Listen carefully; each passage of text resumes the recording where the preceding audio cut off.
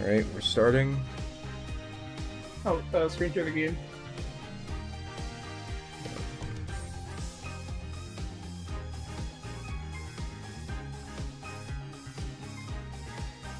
Is it coming through alright for you? Yeah. Alright. How's your day been, by the way? Yeah, it's been alright. Hi, Daisakuma. We're back with, Man, you get here fast. Yeah, he's usually... They're usually one of the first to show up. I, tend to... Wait, yeah, there's quite a few people. There's a couple of people who I think tend to show up quite early for these. But yeah, I'm back again. I'm doing well, Daisakuma, thank you for asking. How about you? And yeah, I'm back with more Phoenix Wright Ace Attorney Dual Destinies with the lovable and huggable Krasalu. Whoa. What about that second one? What, you don't want to hug? No, I was kidding. Ooh. Uh, Finally getting to start. What? Are you looking forward for this trial? I hear that the case does generally pick up a bit during the trials, so yeah. Alright. Let's see if that holds true. Well, maybe once we actually get into it first. Mm-hmm. April 18th, 9:15 a.m. District Court, Court Defendant Lobby number 3. Oh, hi, Athena. In your school uniform. You okay, Athena? You've been really antsy since we got here. I'm just excited. This is my first real court case, after all. Yeah, a real ball of excitement that she is. I just know what she needs. Athena! Didn't you ever learn about indoor and outdoor voices? I'm just trying to show you the best way to relieve your pre-trial jitters. By scaring the daylights out of me? I find that shouting, "I'm fine!" in a loud voice really relieves stress. It's part of my Chords of Steel voice workout, and a must before every trial. You want me to shout? Here? That's right. Here, I'll go first, then you try. I'm Apollo Justice and I'm fine! Alright, I'm Athena Sykes. And I'm fine! I think that actually worked. I thought it might help. Always works for me. An old friend of mine from junior high and I say it all the time. Oh, I see. You can just start a counter for that. A proven remedy to calm the soul. I like it. Hey, how about we finish off with a race around the courthouse? Okay, that's a bit much. The point of release stress, I get totally exhausted. Oh, what's with all the racket, you two? Wait, he doesn't have a badge. What the freak? Yeah. Oh, Mr. Wright. Yeah, I noticed that too. He usually, like, this takes place before Turnabout Reclaimed, doesn't it? Yeah. Just a little voice-up workout. Hey, what's with the suit? Oh, this? I was thinking about getting my attorney's badge back, if that's all.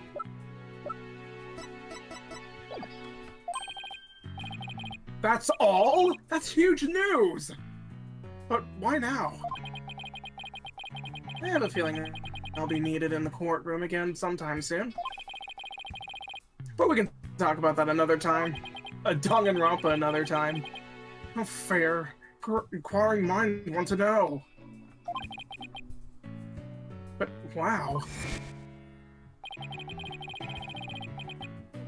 I'm so used to seeing him in his usual laid-back clothes. I think this is the only time we see, Hobo Nick in a 3D, right? Yeah, the first time I saw this, I was like, wow, I'm sort of sad we didn't get this, but now that I look at it again, it's alright.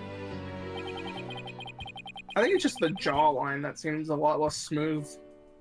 Hmm. And also the fact that he does not look nearly as tired as he should be. But that's just Yeah. a minor thing. I actually took a bit of a nap. I've actually been taking a lot of naps, like, during the mid to late afternoon recently. Yeah. I guess S32 sort of messed that up, huh? Well, not necessarily during that time. It's more so that, I guess they're more in the evening. And it's not even, like, the, That makes him look like $1 million. Sorry, go ahead. Yeah, I will be playing Reclaimed Daisakuma. In fact, I'll be playing it right after this, right after we're done with Monstrous, just because I know that it's what happens next, canonically. By the way, have you heard about the prosecutor side of this case? Yeah, he's serving time, but before that, he was a prosecutor. He also uses psychology. That's right. I've heard the rumors about how he was back before his conviction. Using the power of suggestion, he could make even the most stalwart defendants confess. Psychology in the courtroom. I hear a lot about that lately. So he must be a pretty scary guy. Considering he's a prison inmate and all. Nah, he's alright. So they say. They also say he'll cut you down if you talk too much. I knew it was gonna be bad news! It's probably just a hyperbole. At least I hope so for your sake. I sort of don't really want to find another Lin Blay already. Wait, so is it true or not? Let's just say you should be concise and choose your words carefully. If you'd like to keep that head of yours attached to the rest of your body, that is. Yikes!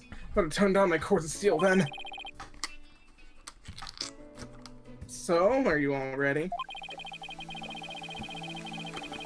Might be good to check out the core record again before stepping into the ring. Right, Mr. Wright. What I'm fine. I'll be watching from the gallery. Good luck. Oh, wonderful. And there's the line that prompted quite a few ad-libs from Phoenix's voice actor during the Let's Dub of this case. Because when they end up losing the case, he's like, both of you fucked up. You're both going to clean that toilet for the rest of your goddamn life. Okay, let's do this. You guys are pulling this off ridiculously low, but that's nothing new, really. We and our clients seek the truth. That's all we can do. Bring in their mayor, Tenma. Here comes justice!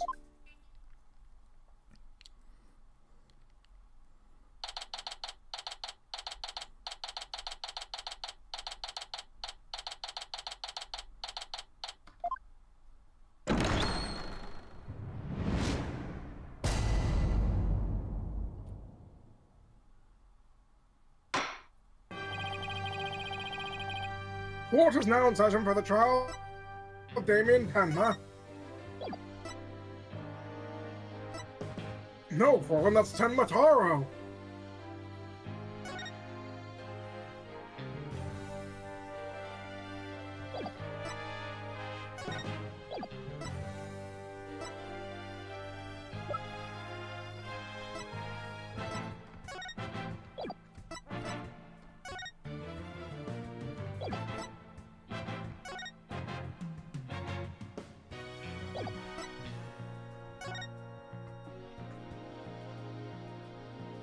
Timothy Twilight?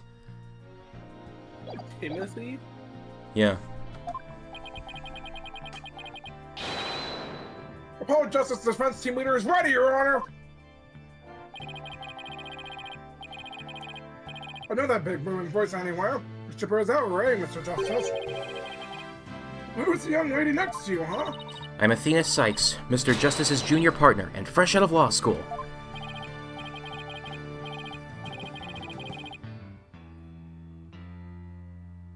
Well now, full beans too, eh? Excellent. Makes an old man feel young again. Beans! Now for the prosecution.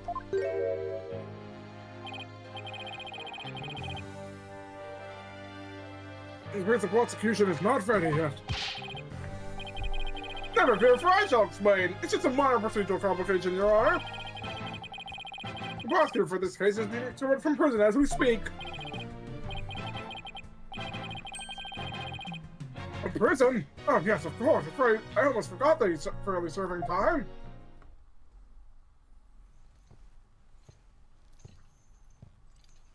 Yup, Prosecutor Blackwell's an inmate.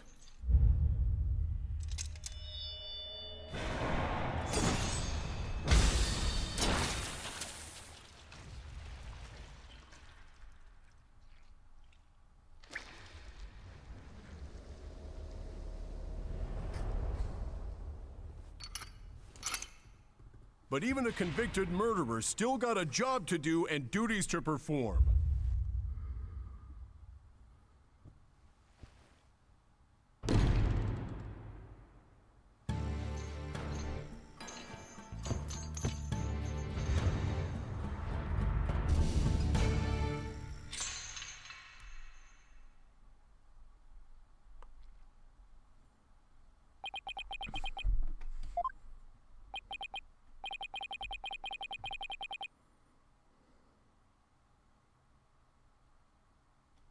Kraz?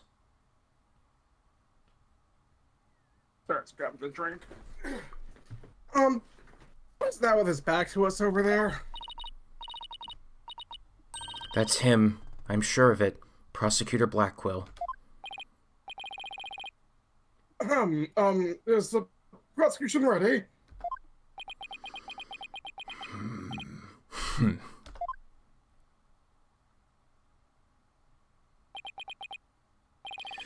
Enough jabbering. Get on with it already. Of course, forgive me! Are the people related to this case so scary?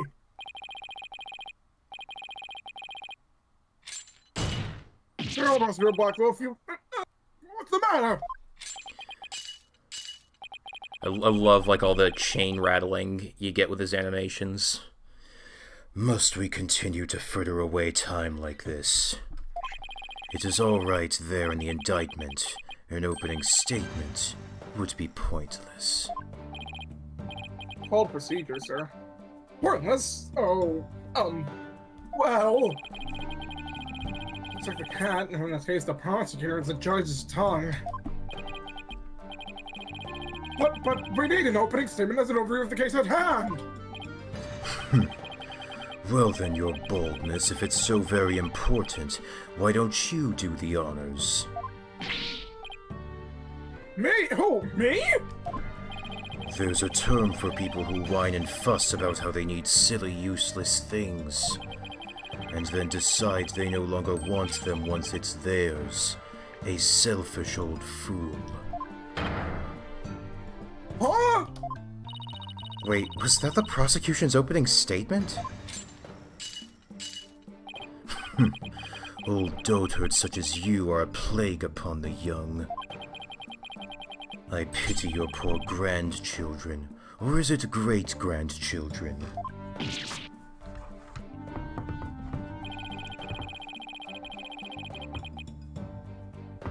All these years I thought the opening statement was the prosecutor's job. But I suppose I could give it a try. Might be a nice change of pace. Now, what? What? He actually fell for that? That must have been the power of suggestion Mr. Wright was talking about. The opening statement, huh? I'm liking Black Quill. I mean, you know, great design, very interesting concept, even for Ace Attorney. Let's see here. The victim was one Rex Kyubi, alderman of Ninetails Vale. Also, what helps that he has a great theme song. The defendant, Damien Tenma, mayor of Tenma Town, is accused of the crime. And why, pray tell, was the mayor arrested? Oh, a question! His principal and the murder weapon! Plus, he had a motive, the elimination of the biggest roadblock to the municipal merger. The caretaker and the secretary, other potential suspects, both have alibis. And his daughter, who was in the city at the time of the incident, has no motive. So in a nutshell... I have to say the charges against the defendant are incontrovertible. Bravo. Bravo, your boldness. Your years of experience shine bright as your head. Well, gosh, you think so? Brother, look at you everywhere. He's playing Simon Says with a judge.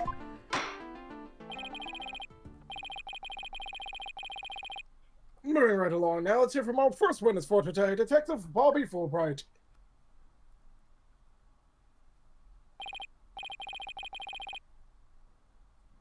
Witness, please state your name and occupation. All right, detective, assigned to the case, Detective Bobby Fulbright. I'll also be keeping tabs on old Blackwell here. I also heard you would provide protection if ever came to that. It would seem that I've been sorely underestimated. Wait, who's protecting who from what?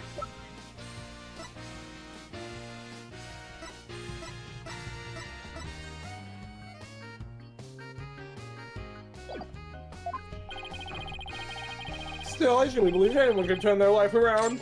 Oh, Blackwell here. Fulbright, save your platitudes for funerals. Get on with your statement. That's the spirit of justice! Justice must be swift and true! I see it in your eyes! It's hope for your rehabilitation and return to society! I will never give up on you! Ivor, the feeling is not mutual, Fulbright. Prosecutor Blackwell doesn't seem to intimidate Detective Fulbright. I know it's fair. Ignorance is bliss. Oh, so that's why Detective Fulbright was assigned to Blackwell. He's so oblivious. That's our first statement, Detective Fulbright. You got it, but first I'd like to say to the defense that justice will ultimately prevail!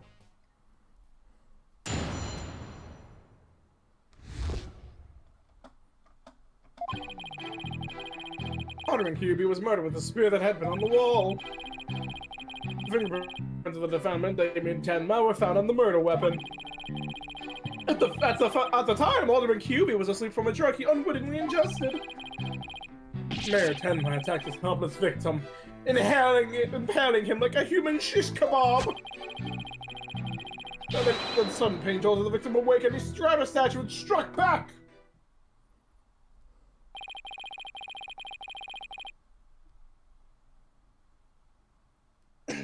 Alderman Kyubi had been slipped some kind of sleep-inducing drug? That's right, the accused was scared because the Alderman was a former pro wrestler. So he slipped him a drug to make sure he'd be out cold and defenseless. Here's the autopsy report to prove it.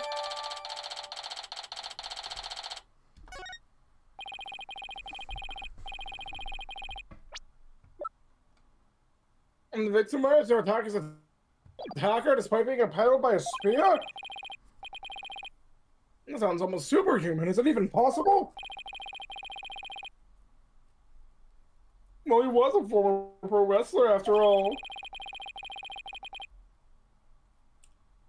That spear was probably nothing more than a mosquito bite to him. Tell that to the alderman. Objection! Not so fast! You're trying to brush it all off by saying the alderman had been a pro wrestler? Hey, that's my line! You really expect us to believe he could fight back after being skewered by a spear? Never heard of the incredible feats of which man is capable of in a pinch, have you? Like the samurai of yore, wrestlers can battle through intense pain. It sharpens their senses.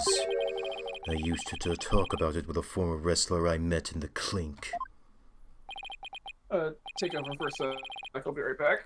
I don't know, it still sounds a little far-fetched. Does it now? Then perhaps we should test the theory on you with the edge of my blade. I didn't sign up for this.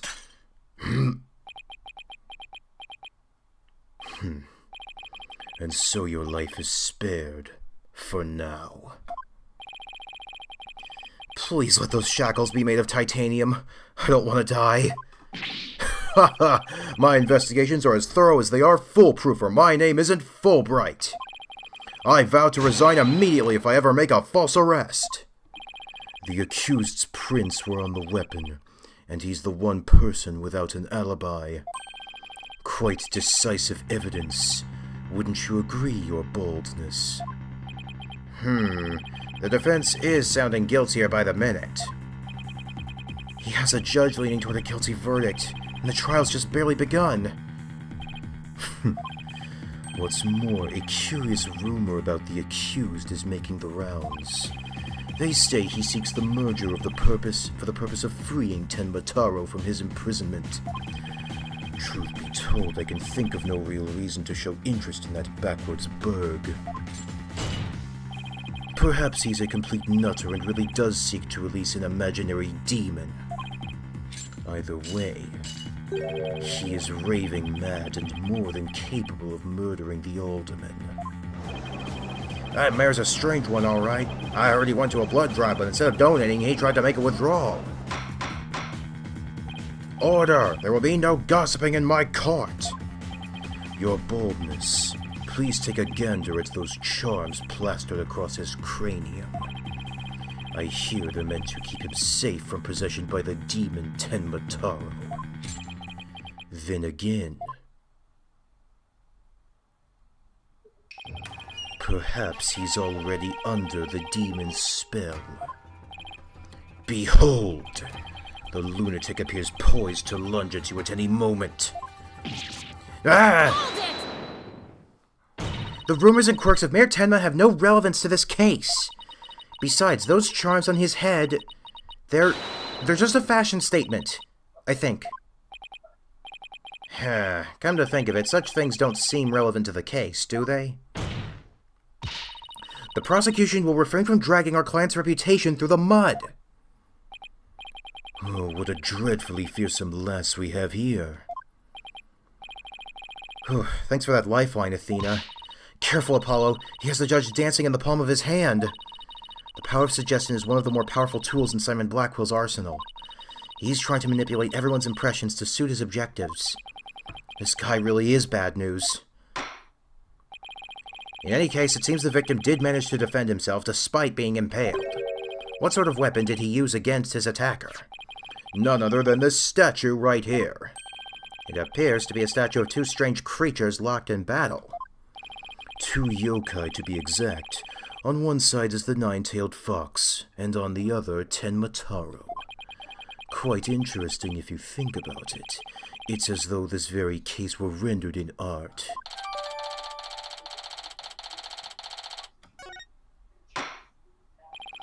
Mr. Justice, you may proceed with your cross-examination.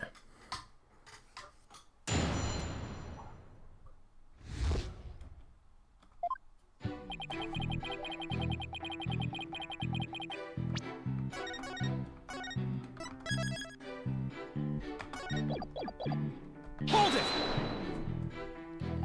So, those weapons on the wall of the Fox Chamber, I presume those are real? Don't you think keeping real weapons around like that is rather dangerous?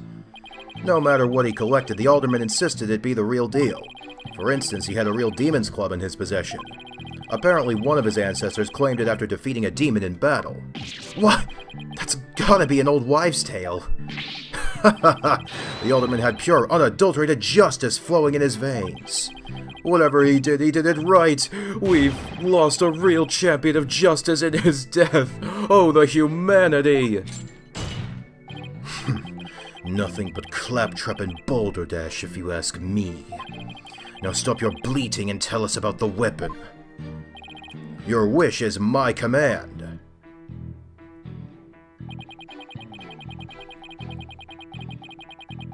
Hold it! It doesn't make sense if you think about it. Prince could be easily wiped off. You do have a point there. I'd venture to say he did not wipe off the prince because he could not. What do you mean? Looks like he wants you to figure it out.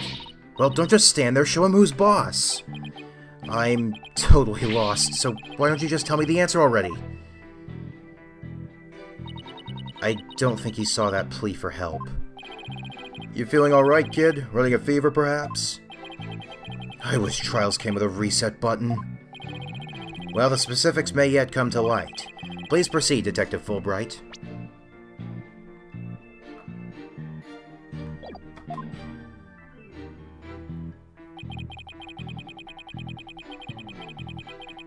Hold it! Come to think of it, a coffee cup was found on the floor. Was the sedative in his coffee? Bingo! We found traces of a sleeping agent all over the inside of the cup. And that is why he was out cold. That is until he leapt to his feet upon being impaled by the mayor. What an awful way to wake up. A rather stimulating eye-opener if you ask me. I too would have risen to the attack, for to die in battle is the samurai way. Paradise awaits fallen heroes, but that hole in his stomach would make eating a challenge. Prosecutor Blackwell, please! Those morbid jokes of yours have no place in this court! Says the jester in detective's guise. Moving right along.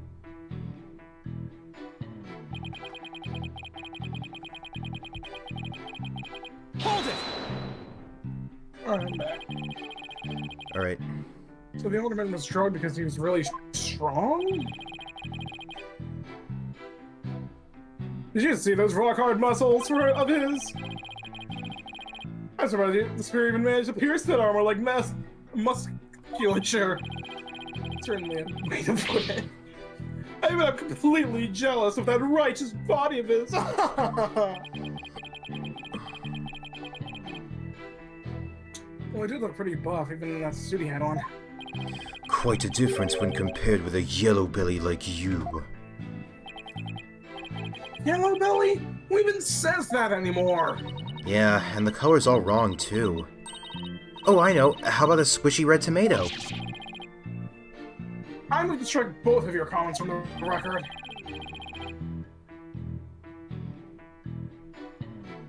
Mr. Justice's character is not the issue here. Now let's get back to what happened after the far more muscular alderman was impaled. Yes, well, your average person would likely have died on the spot.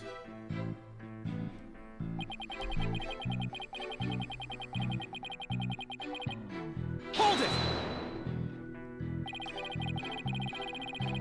Did he really attack his attacker after being impaled with that huge spear? Absolutely, after all, he was once a pro wrestler too. The injustice of being drugged and speared was answered with his outrageous counterattack. But does being a former pro wrestler make him superhuman? Absolutely.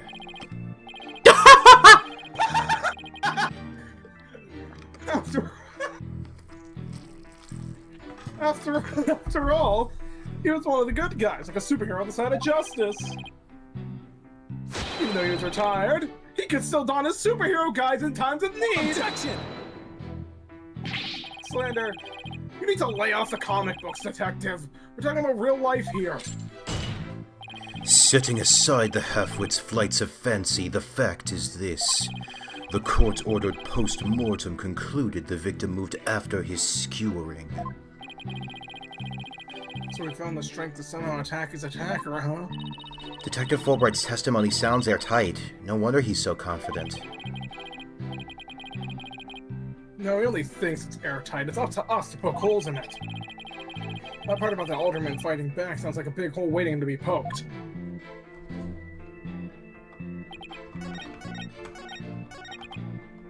I see you saw the problem. Objection! Did the alderman really strike the mayor?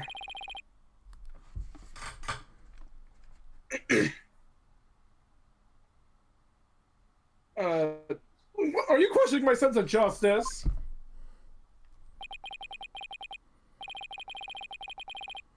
Your so-called justice needs to find itself a pair of legs to stand on. Zing. You, you claim the alderman struck back after the mayor put a spear in him. But the statue he supposedly used to defend himself creates a major hole in your theory. It would appear that the defense has a counter-argument. Let's hear what the defense thinks is all about the defensive theory. I wasn't even done yet, man! There are no fingerprints on this supposedly crucial piece of evidence. And if you look at the crime scene photo...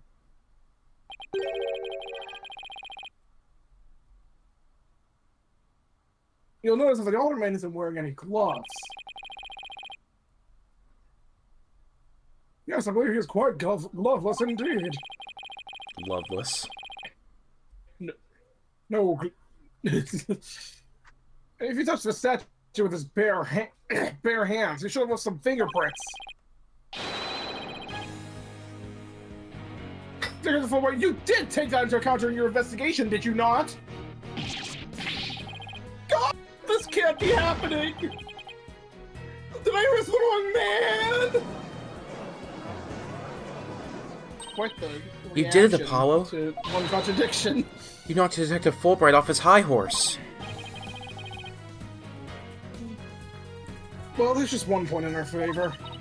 Who do you suppose clubbed the mayor if it wasn't the alderman? Probably the guy that I saw do it at the start of the case.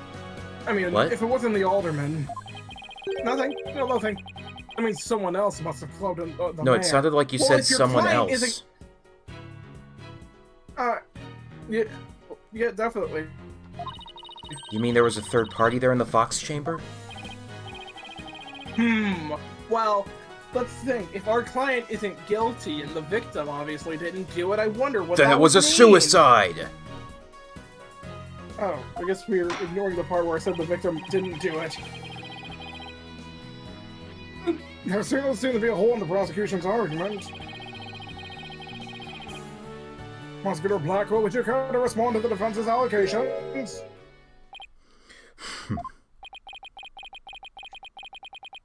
The least you could do is look at me while being dismissive.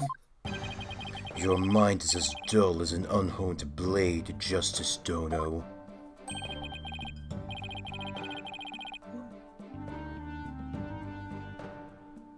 Justice Dono? He's been watching way too many samurai flicks. It will take far more than that to cut down Simon Blackquill. A whelp such as you has no hope against my superior swordsmanship. I once crossed blades in rebuttal showdowns with the ultimate swordswoman. Oh, shit. Maybe. This is a trauma sword fight, Prosecutor Blackwell. There is a perfectly good explanation for the lack of prints on the statue. You might recall that blood-stained cloth found at the scene of the crime, the one that conspicuously was not entered into the court record for some reason. Well, it just so happens that the blood was the mayor's.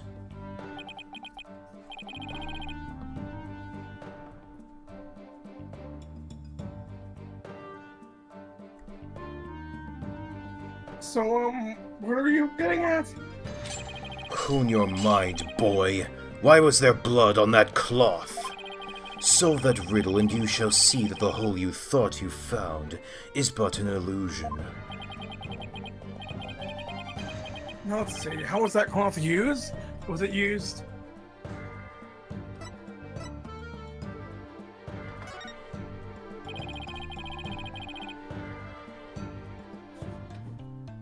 Maybe the alderman wrapped the statue in the cloth.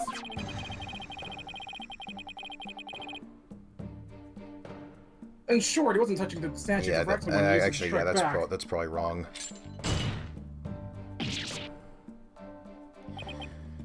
Precisely. Bully for you, boy. It was nothing. Apollo, don't let him start manipulating you too. You just closed the hole for the prosecution. I did? I did. Right. That a statue wrapped in cloth would leave no fingerprints is as plain as day. But this also proves there are no holes in our theory of the alderman striking back. Oops. Oh. Now do you Not us. now do you see how dull your mind is? I mean, I thought it was pretty open, but you know. I'll try to sharpen it next time. The state of being open or closed has nothing to do with my current question. A particularly frightening inmate once told me that he always tenderly honed his blades before he went to work, like the samurai of yore. Samurai sounds like more like homicidal maniac to me. I do like how we're getting like a sense of like Blackwell's techniques in the court through this. Actually, he was working in the prison kitchen at the time.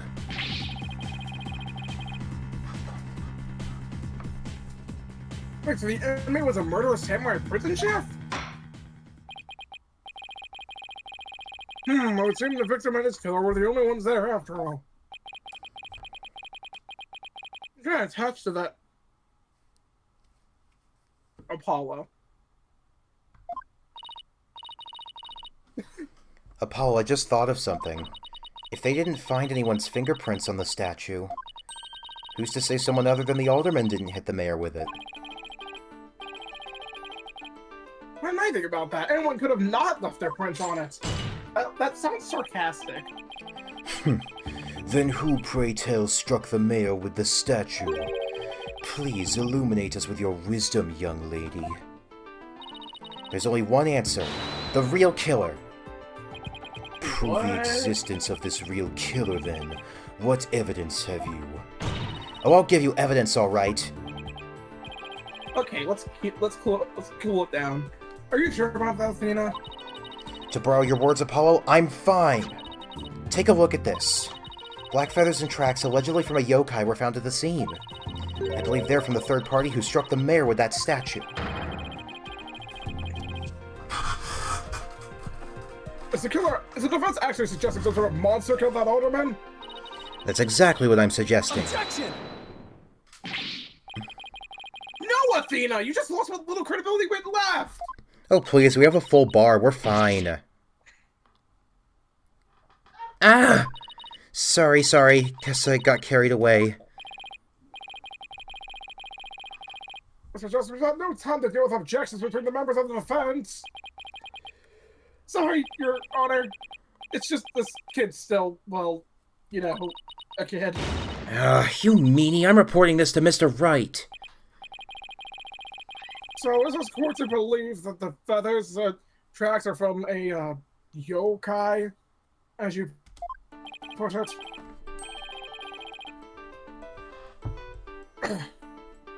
No, Your Honor. I believe they are a fabrication. The killer wants us to believe some sort of monster murdered the alderman.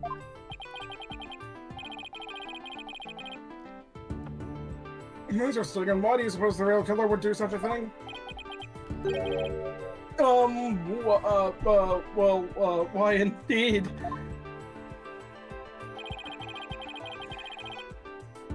Mr. Justice, you seem as new to this as your partner is. I mean, this is only, Right what, his here. fifth case? Ouch! This I'm not reporting to Mr. Wright. He's already in the gallery, it's too late. Hoy, Fulbright. Explain to his boldness what these brats are missing. You know, the who and why behind those feathers and tracks. What? You mean you can actually explain all of that? Haha, our investigative process is without equal. I'm starting to think I chose the wrong profession. Very well, let's hear about these so-called yokai feathers and tracks.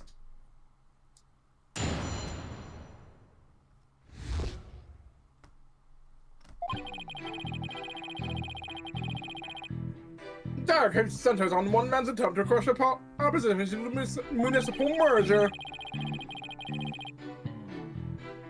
Mayor Tenma panicked when the Nine Tails fell. The amazing Nine Tails helped them embolden the protesters. To restrict the village's fears by fabricating a monster. Strange version of the tracks he planned made it look like a yokai was the killer.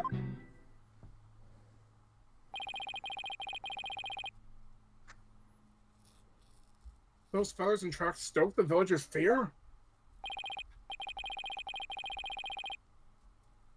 Absolutely, he knew how to prey on their superstitious minds. Those feathers only gave weight to the idea that the alderman was slain by a demon. The accursed demon Tenmataro, that is. Tenma who? Tenmataro, the legendary demon locked away in the village's forbidden chamber. From a young age, the villagers are taught to fear the great black-feathered demon, and thus were they blinded to other, more plausible explanations.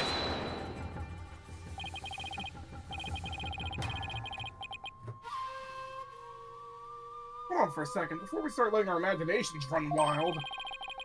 Isn't there someone else that could be considered a suspect in this? Mr. Justice, please explain yourself. On the day of the incident, there was a special event held at Kyubi Manor. As part of this event, there was someone dressed in the likeness of Tenmataro. Obviously, this person is a much more likely suspect than any legendary demon. And I'm guessing that whoever that it was is behind, like, the everything to do with the supposed yokai sighting during the crime. Objection! Probably. Dullard, you're playing right into the killer's mind games. What? Listen here, the feathers and tracks were merely red herrings. The villagers believe the murder to be the work of the real Tenmataro. However, the police believe that the person in the Tenmataro suit is the killer. Ah! The defendant sought to sow this confusion in order to deflect blame away from himself. However, he was knocked unconscious by the alderman, and thus our mentally deficient mayor was caught red-handed at the scene of the crime. Objection!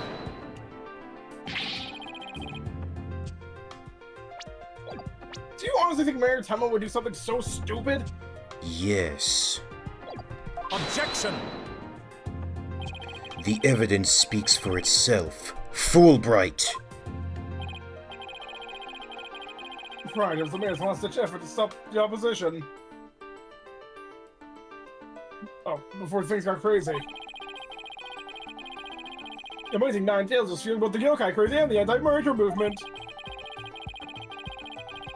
Was one of the better-known masked wrestlers and the hometown favorite. That's why the mayor panicked and set out on the path of injustice. But do the people of Nine Tailsville really believe a yokai is behind the crime? Yokai sightings are an everyday event there, so I wouldn't be surprised if they did.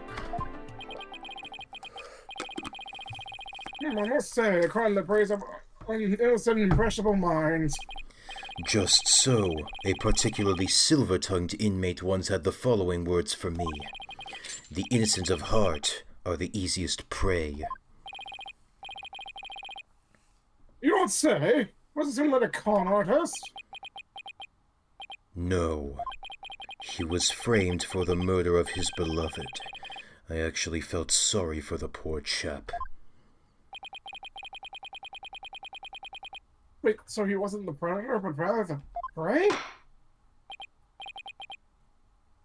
Yes, well... No, then the defense may proceed with a cross-examination.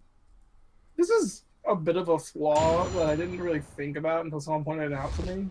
But, like, the segments between, like, witness testimony and going into cross-examination seems to be a lot longer than usual. Is it? I mean, I guess it is a little, but I haven't really noticed. Detective Fulbright, is the anti-murder movement really that strong?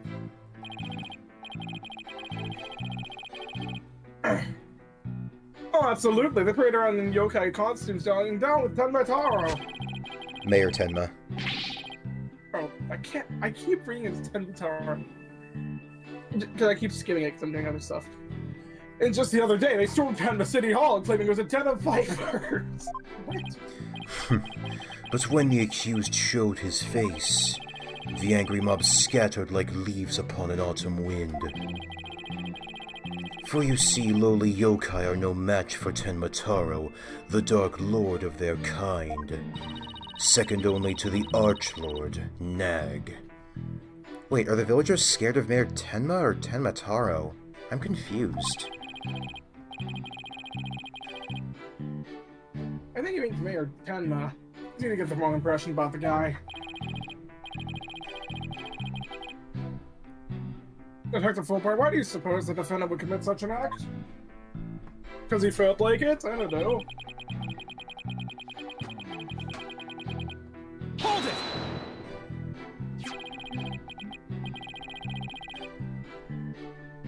The Amazing Nine Tails. No one knows his true identity, right?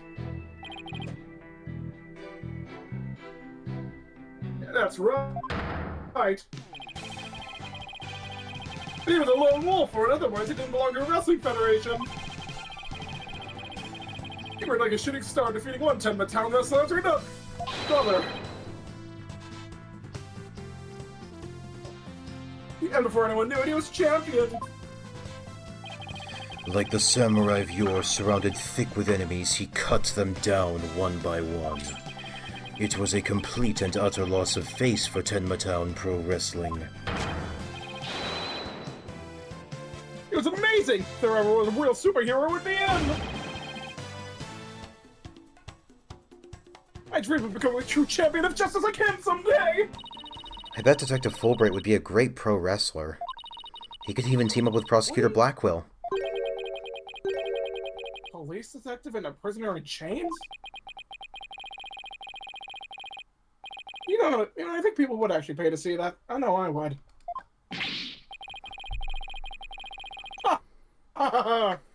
So you do understand the greatness that is in that Amazing Nine Tails.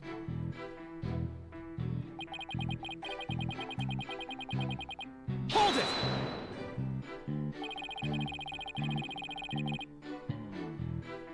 Is the murder and yokai evidence really stoked the villagers? Wait.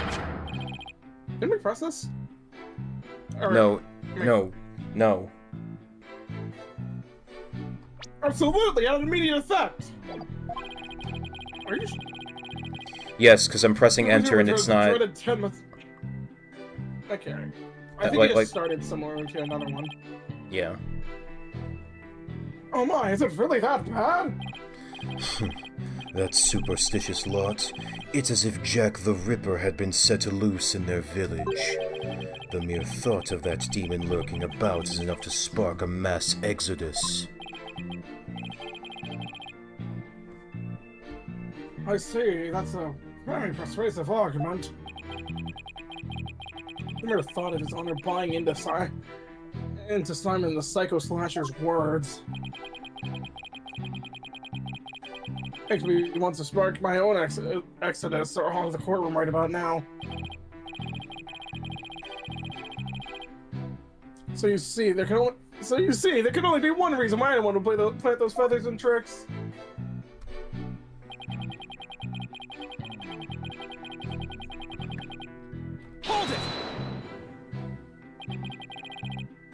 it doesn't add up. If what you say is true, why top it off with the murder? Huh? What do you mean? You claim that our client planted the yokai evidence to stoke the villagers' fears. If so, then why not stop there? Why murder Alderman Kyubi?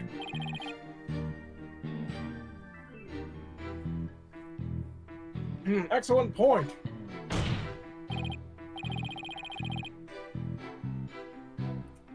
It is, isn't it? So Your Honor agrees there was no reason for the murder, right? Objection! Okay, well, let's slow down our horses there.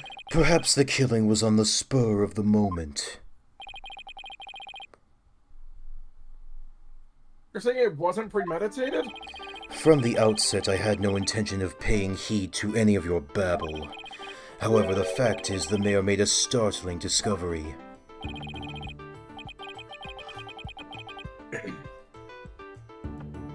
A startling discovery. Why don't I like that? Alderman Kyubi's secret identity. Apollo. I think Prosecutor Blackwell has figured out the Alderman's secret identity. But even if he has, why would it be a motive for the mayor to commit murder? This is not good. This patch of fur was discovered at the crime scene. It's from the mask worn by the amazing Ninetails. Therefore, we can conclude that this mask was at the crime scene. Oh my, but why would it have been there? The victim was a former pro wrestler and a member of the anti-merger movement. Need I say more? Well, could it really be? Your boldness has an epiphany, I see. Our victim, Rex Kyubi, was the amazing Ninetails. And the mayor's discovery of this fact was his motive for murder. No!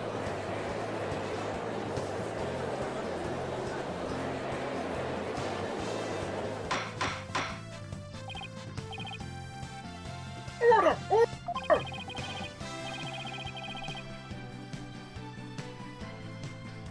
What a shocking development! A motive clear than crystal clear! What do we do now, Apollo?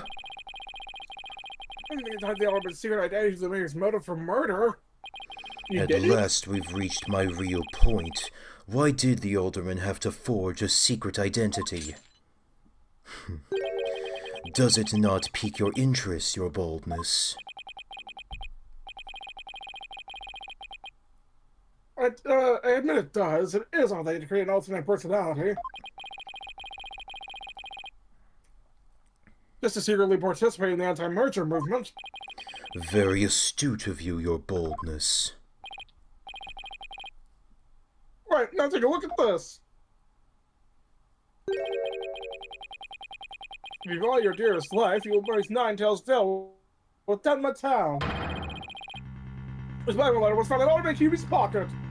Oh, I see. So instead of taking it... Oh, that's interesting. So the wording is just vague enough that I assume that was sent to Damien Tenma, but then the killer took it off of him while he was unconscious and planted it on the Alderman instead. And since the wording is just vague enough, then yeah, that makes sense. What? At present, the Alderman's wife is in the hospital, and that letter is clear evidence the mayor was blackmailing him by threatening her life. Wait, didn't the blackmail letter sent to Maya Tenma go missing? Right after the Alderman's murder? You think maybe the killer took the letter from the mayor after the murder and planted it into the Alderman's pocket? It's possible, but we don't have any proof that that's what happened. Like wading up the creek without a paddle. I think you mean shotgun Apollo. Oh, that was not what I meant. Your Tenma would have been a complete getaway if you just left the plant in the yokai things.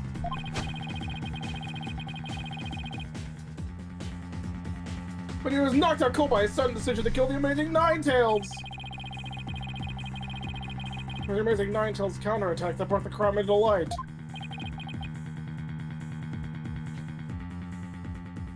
Wait a sec. Before it's claimed the mayor killed the alderman after planting the yokai evidence? That the mayor was knocked out cold immediately after that?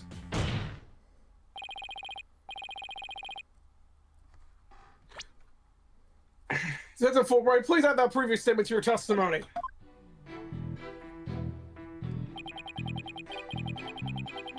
Mayor Tenma killed the sleeping alderman after planting the feathers in the tracks!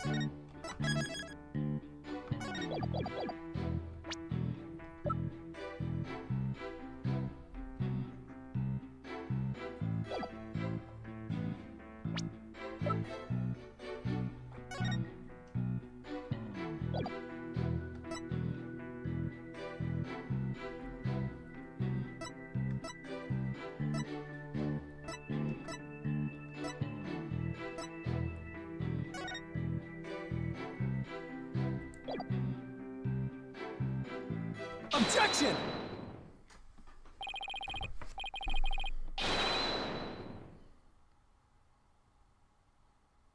Detective Fulbright, your sense of justice is anything but fair! Wow. Can't follow. What's this? You dare question my justice again? Yes, and I'm going to prove it to you. Take a look at this photo. This is the crime scene photo, correct? And just what does this prove? It proves when the feathers and tracks were planted. But I already told you they were planted before the murder. We're trying to plant the yokai evidence that was knocked out while killing the victim. But that would be impossible. If you look right here, it's clear when the feathers and tracks were left at the scene. Oh, I see. Take that! Aren't you just pointing to the yokai feathers and tracks, Mr. Justice? Yes. See how the feathers are on top of the blood, and the tracks are made in blood? In other words, the yokai evidence could have only resulted after the murder. Then the mayor must have planted the evidence after killing the alderman! But you said it yourself, the mayor had been knocked unconscious thereafter. There would have been no time for him to plant any evidence at all. Therefore, there must have been someone else besides the mayor and the alderman at the crime scene.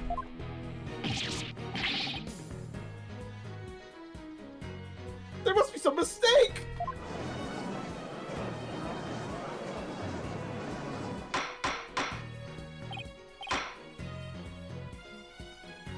Order! Order! Order! Where's your evidence? You can't possibly have any, can you?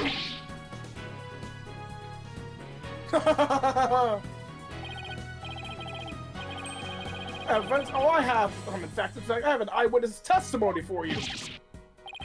You do? But how? Was my valued sense of justice really that just half-baked? He's taking this really hard.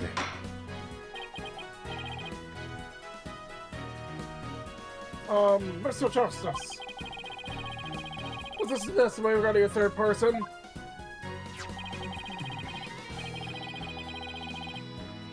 Well, I have it right here, Your Honor. It's a sworn testimony of Mr. Tenma's daughter. The witness Jixie Tell saw a yokai in the hallway after stumbling upon the crime scene.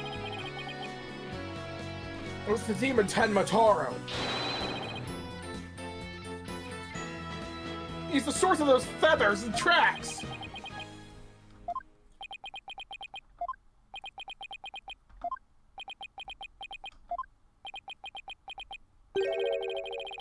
Will someone please say something? The defense will explain to the court exactly what he means. You dare mock this court of justice itself? You unfit to wear your name, boy! Your boldness, it appears our defense attorney here is delirious from exhaustion. Hold it! Apollo, think of something quick before you're held in contempt of court! What do you think I'm trying to do? Before you decide whether I should step down, please hear me out. Very well, Mr. Justice, I'm all ears, but you had better explain yourself well. What was this yokai you were talking about? I saw in the statement here. Jixie Tenma says that she saw Temataro. After she discovered the crime scene and called the police, she came around a corner in the hall. It was around here. I'm sorry, it was around here. And that, she said, Temataro fleeing towards the foyer. The defense asserts that whoever was impersonating this monster is the one who left his fatness and trash behind, intentionally or otherwise. I'm gonna really just. Why haven't I heard about this before? The defense just proved there was someone else. So the mayor isn't the killer? Was all a setup? The prosecutor is a convicted felon after all. Apollo, the momentum's shifted in our favor.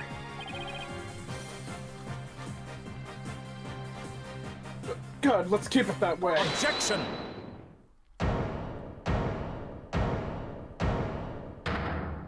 What do you want, bro? Little do you realize that though you are in the midst of a fray, your sword is broken. My sword?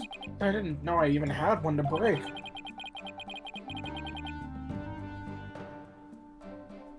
Are you believing there's a problem with my claim? Consider this. If that yokai impersonator had indeed fled toward the foyer, that fool and that fop would have seen him.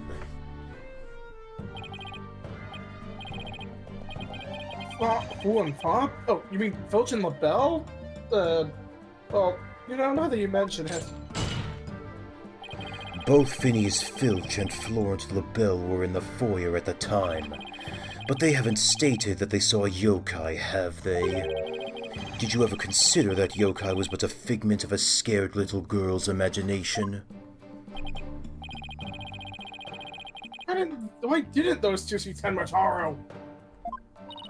Why don't we ask them ourselves? I was just about to say that myself. No, really, I was. The defense will call Mr. Phineas Filch, caretaker of Kyubi Manor, to stand. I just know he must have seen something. I suppose we're gonna ignore the fact that the little girl believes she saw a monster. I just had no objections to Mr. Justice's request, but Oscar Blackwell. I understand that Mr. Filch is enjoying a nap out in the lobby right now. I knew that Tanuki was a rare find. But when we captured him, I didn't think he'd end up a witness. Do with him as you will. Did he just say captured? No, wait, I actually don't want to know.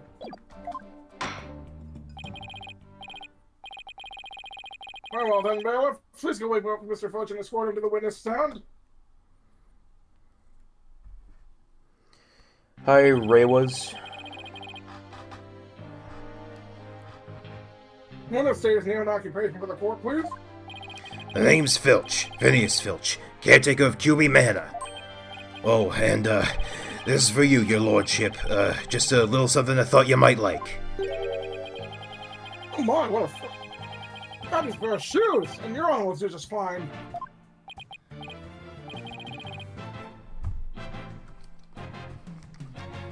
Ah, so shoes again. Don't they belong to Detective Fulbright? Don't tell me Filch stole them again. They're all yours, your honorship, sir. What? They seem awfully expensive. Yep, too expensive for me, but I reckon they'd be perfect for someone like your honorship. It's a kind gesture, but legal ethics dictate I can't accept such gifts. Oh, ethics, schmethics. Just take 'em if you want 'em. Polish 'em up real nice for you, too. You're talking about the shoes, Mr. Phillips, but I will accept your testimony.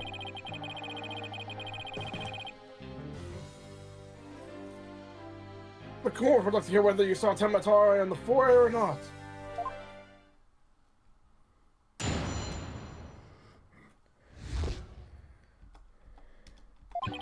At the time of the murder, I was on guard duty in the foyer, just like Mr. Kyubi asked. I was making sure no one, fair, foul, fishy, or otherwise, could get to our guest. And I was still in my office keeping a good watch when the murder happened after 3 p.m. But I didn't see nothing out of the ordinary, no siree. That yokai you keep jabbering on about was but a phantom of a little girl's dreams. So you're telling me this court you never saw anyone dressed up like Tematara? Yep, was guarding the whole time. That's the truth, the holy truth, and none but of the truth. And Tenmataro, you don't really believe in all that young yokai mumbo-jumbo, do ya? I certainly don't. Who?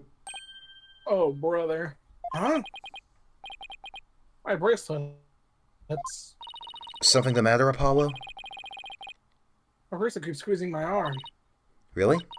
So you think Mr. Tanuki, Filch has been lying to us? I wouldn't rule it out. I could just zero in on a tell. Some sort of nervous habit. Ah! What in the hell? What's up doing in here? Allow me to introduce my trusty cohort, Taka. He seems to have taken quite a liking to the courthouse. Made it his new home, in fact. He doesn't live with you, you know, in jail. Who's ever heard of a courthouse bird? Taka simply loathes trickery and fraud. And that queer power of yours seems to have offended my dear bosom buzzard.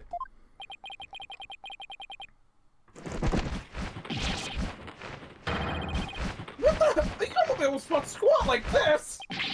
What the heck's going on around here? Run for the hills!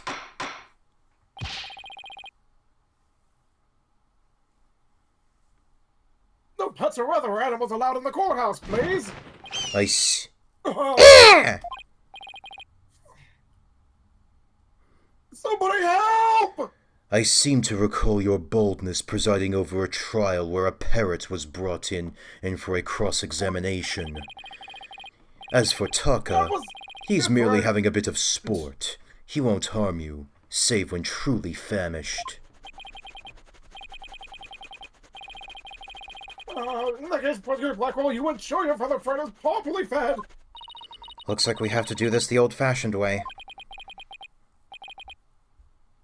Well, he's fine, I think.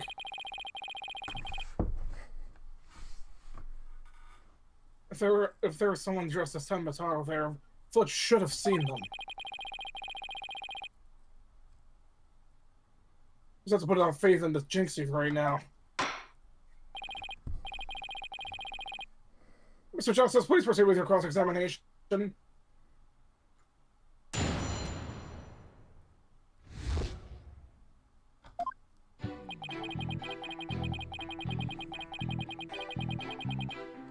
Hold it!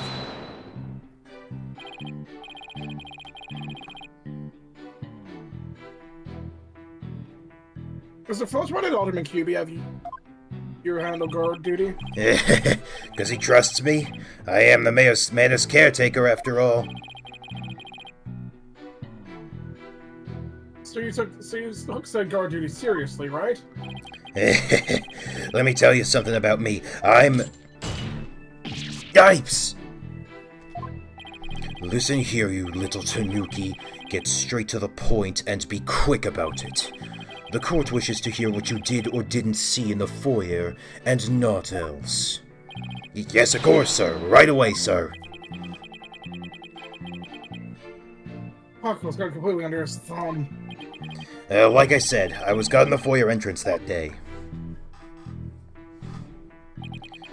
I was yeah. Hold it! So no one could get to him. Sounds like security was pretty tight. That's because there's always lots of sneaks and thieves around festival time. And the solution was to entrust the managed security to a thief? That's not even funny. Maybe it's a matter of stopping thieves by hiring one. After all, it takes one to know one.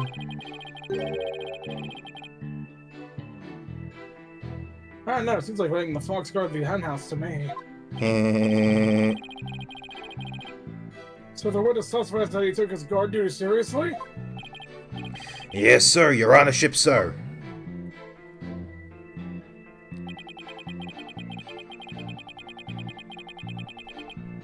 Hold it!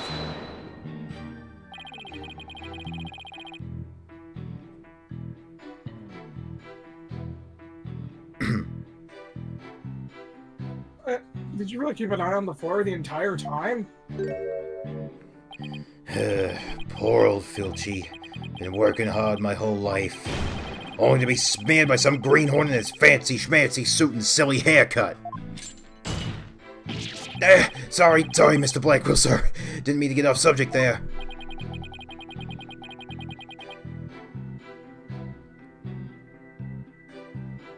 Chief Blackwell didn't even say anything. To answer your question, yes, I kept an eye, no, both of them in fact, on the foyer.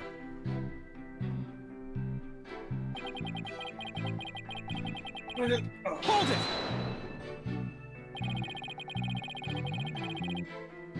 Did you just read to the court who you would consider fishy looking? Someone all fidgety and shifty-like, you know? Like they're about to steal something. He just described himself. I wonder why Mr. Filch didn't see Tenmataro. Or maybe Jinx only thinks she saw Tamataro. Or Maybe Mr. Filch is lying. if he's lying, we might be able to spot a contradiction in his testimony.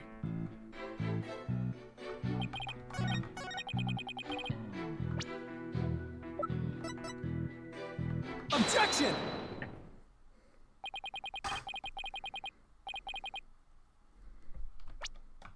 Don't lie to the court like that, Mr. Filch. Hey, it ain't right to bushwhack a fellow like that. Unfortunately for you, I have evidence that proves you're lying.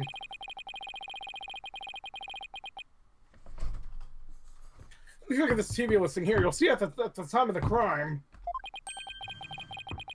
there was a pro wrestling match scheduled. Something you'd never miss. I didn't watch that one, no siree. I was doing my job just like I was supposed to. This guy doesn't know when to give up.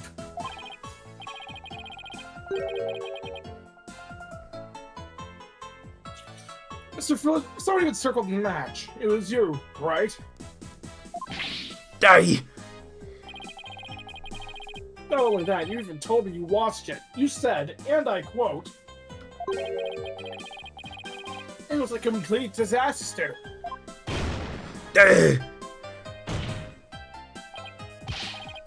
So, do you admit to slacking off?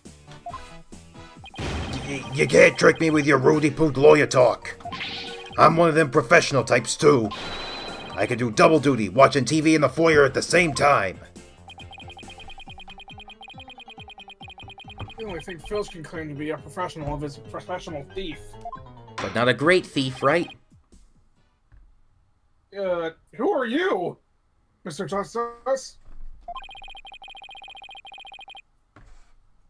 You know this court believed the witness was slacking off? That's correct.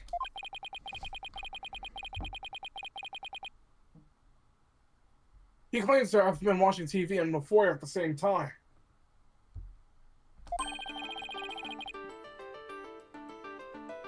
But that's nothing but a bald-faced lie. Apologies, eh? I hope I'm not the one who's lying. Perhaps you meant the witness, Mr. Justice? In that case, let's see what evidence you can offer. You can admit Mr. Filch is lying by watching TV in the forest simultaneously. Now prove it. Take that! Here's a go to the direction the TV is facing in this diagram.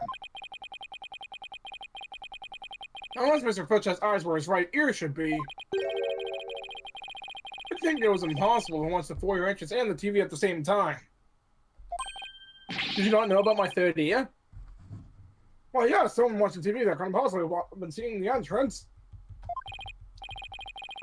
Exactly. And that means, Mr. Filch, you're slacking off and we're not watching the foyer as you claim. Dipes! The bag's out of the cat. I mean, the other way around.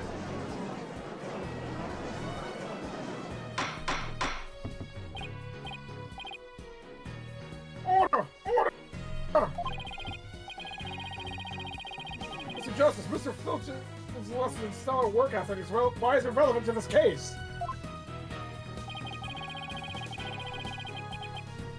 It's very relevant because while he was slacking off watching TV,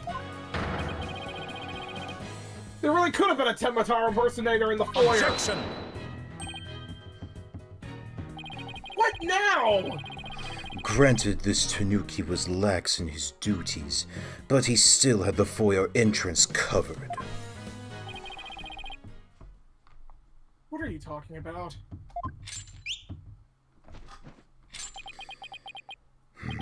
This. I'm not entirely getting it. Auditory sense. His eyes may have been slacking off, but his ears were still hard at work. Right, Tanuki? They were? Yes. Yes, they were.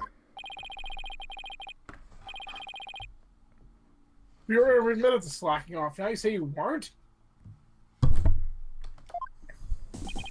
My eyes might be lazy, but my ears ain't.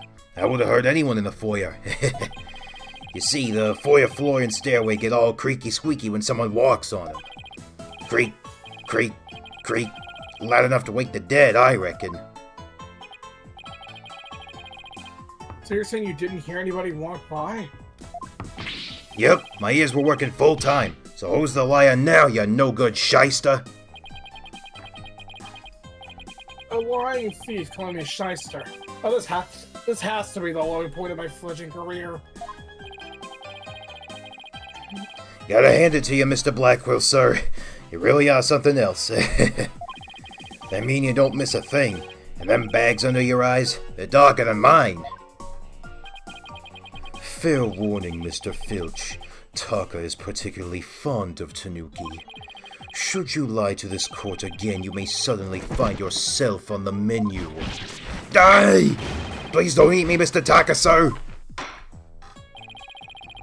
Objection leading the witness. Wait, this is AA. The penalty of painful bird attacks.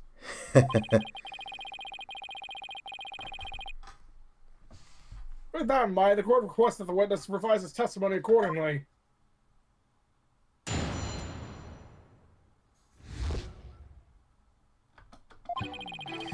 It's true. I was watching a pro wrestling match on the office TV.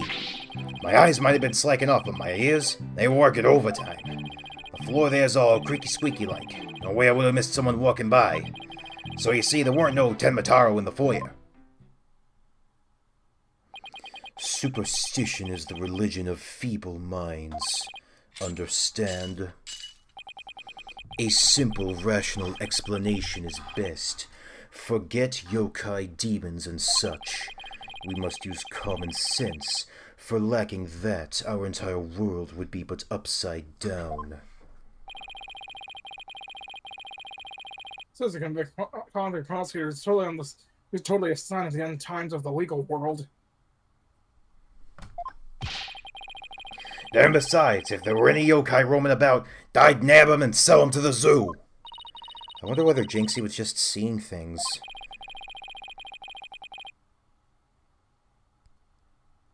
That seems to be the general consensus consensus, but I'm sticking to my guns. But if we can't prove she saw Temataro, the mayor's sure to be convicted. Danganronpa Antebellum Chapter 2 Deadly Life was being streamed today if you want to know. Plan to watch it later. Okay. I don't know how... There's so many fangans out there, so unfortunately, unless they're like very close to finished, I usually don't get involved. Daisakuma. We better not hope my guns fire bullets and not babies.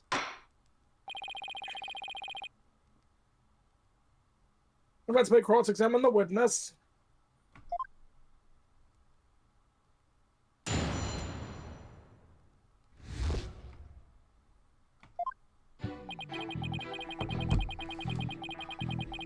Hold it!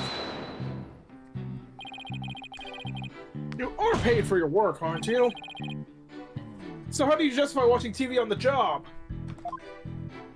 But that ain't easy being me. I mean, I can't watch TV when we have visitors and there's no way to record stuff.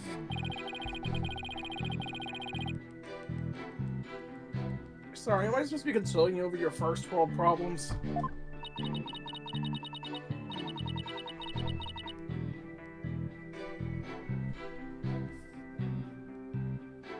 If those are his only problems, he should consider himself lucky. I guess pro wrestling's serious business for Mr. Filch.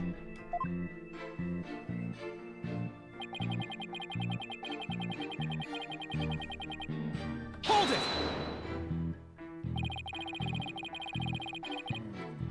You lied earlier about taking your guard duty seriously, didn't you? Oh, that ain't no harm in bending the truth a little, right? Listen to me, you little tanuki. Lie again, and Tucker shall feast upon that forked tongue of yours. Ah! Dipes! Sorry, just let me keep my tongue. Please leave it until we get the truth out of him in any case. You were negligent in your duties, were you not? Yes, sir, I was, sir, but it ain't like that.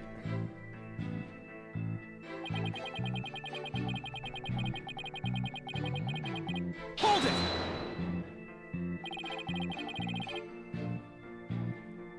So you have pretty good ears, Mr. Filch? As good as they come, I'd say. Ain't nothing to hear a creaky floor. Plus, that Tenmataro makes a sound when he goes by. It's like a jingle jangle, and now they're separate rings. Jingle jangle? How does he do that? Like going It's jangle that jingle. It's that staff of his. That's what jingle jangles. What's he talking about, Apollo? Beats me, but I guess Tenmataro has a staff that makes no Come to noise. think of it, didn't Jinxie mention something like that too? She said she saw Tenmataro holding a staff-like object that made a jangly sound. Guess that's the source of the noise, then. Well, Mr. Justice, Mr. Filch's Tenmataro jingle jangles. Consider that valuable information. It's agreeably vital. I request that it be added to his testimony, in fact. If Tenmataro was to pass by, his staff would have gone jingle jangle.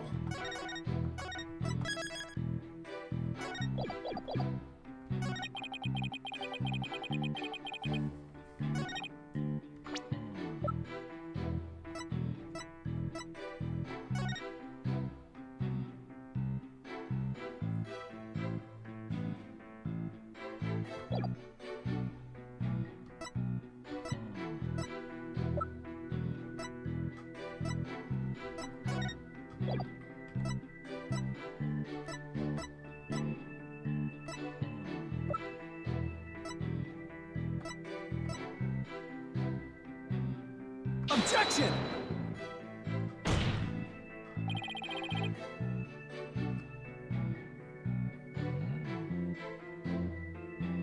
That statement clearly contradicts the evidence.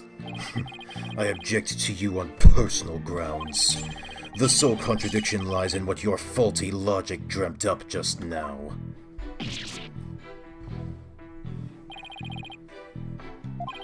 Objection overruled.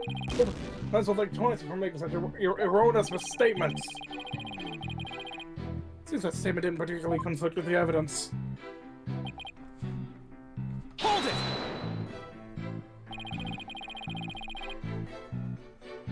So Tematora's staff makes a distinctive sound. Yup, like a jingle and a jangle. Wait, Jinxie said something like that. Something about Temataro making it... Yeah, we've heard this. I think there's something we're missing here, but I can't put my finger on it yet. Perhaps I should take a look at the record again. Hold it! Please tell the quote what did Jinxie see if it was not Temataro? She's always going on about seeing this yokai or that. Just an act of imagination, I reckon. She won't even come near me because she thinks I'm some sort of tanuki monster. Can't say I blame her.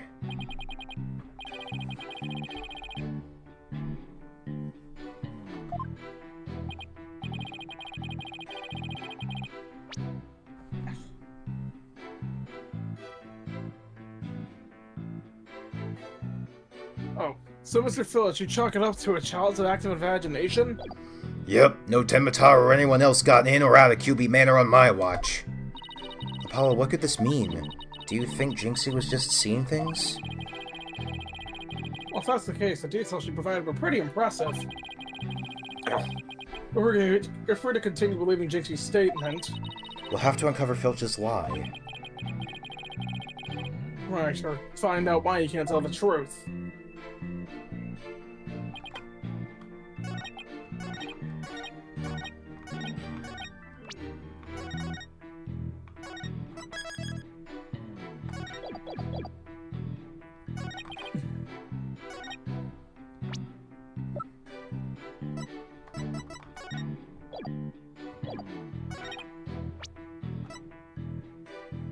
Objection!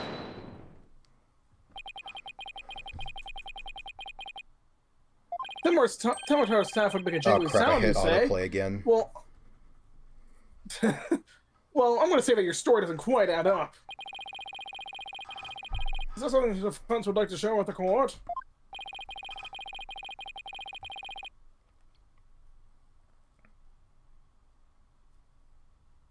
Mr. Phillips, you say you didn't see Temataro on the day of the incident. Why then did you just assume now that Temataro would be holding a staff? Huh?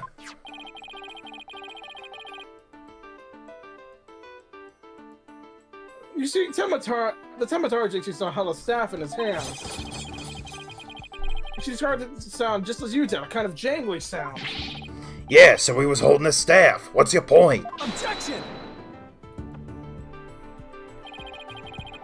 The point is that Temataro doesn't use a staff. Not normal. What are you talking about?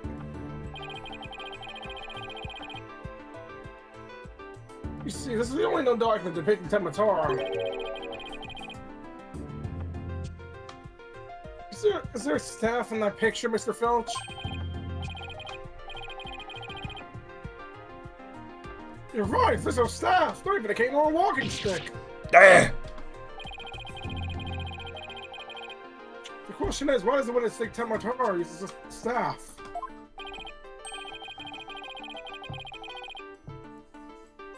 I believe the answer will overturn the prosecution's case on the most basic level. Well now, this is getting interesting. Alright, Mr. Justice, it's time to show the court where you're going with this. Please tell the court where Mr. Filch believes Temataro carries a staff.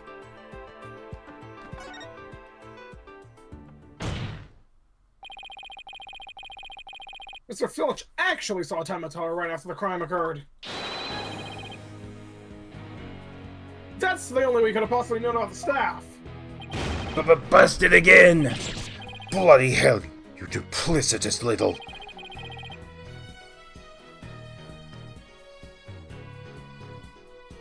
How's that feel, Black Quill? Not so fun when you're on the receiving end of the blade now, is it? Admit it, Mr. Filch. You did see Tamataro that day, didn't you?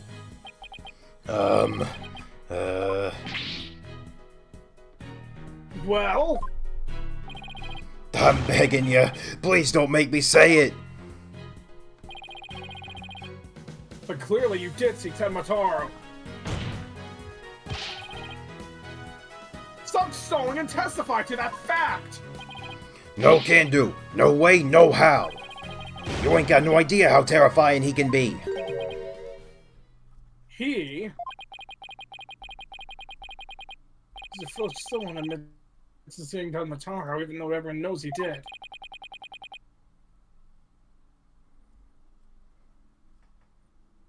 Question now is why? Mr. Filch is scared to death.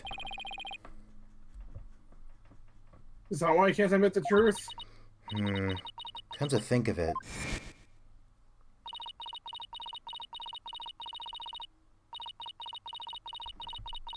Hi, Revolution Bean. They say you must not gaze upon Tenmataro, but in the event that you do look, and then tell anyone what you saw, Tenmataro will claim your soul. Jinxie wouldn't admit to seeing Tenmataro after hearing about the village superstitions. She said that if she told anyone that she'd seen Tenmataro, he'd claim her soul.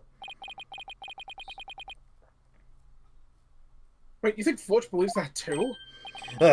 So much the big time City Slicker lawyer has heard about him. Them old village superstitions.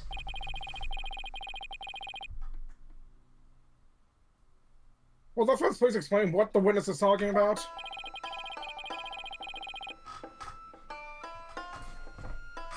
The old Nine-Tails Vale believes some pretty strange things.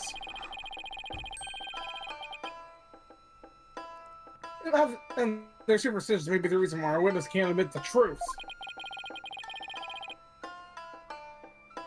The truth that he really did see Tenmataro.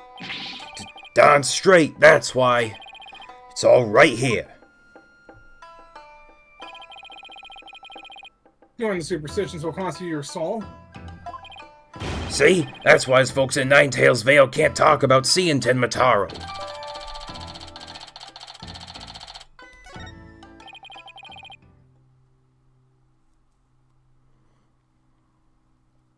That clears up one mystery. The killer took advantage of the superstitions by wearing a Tenmataro costume.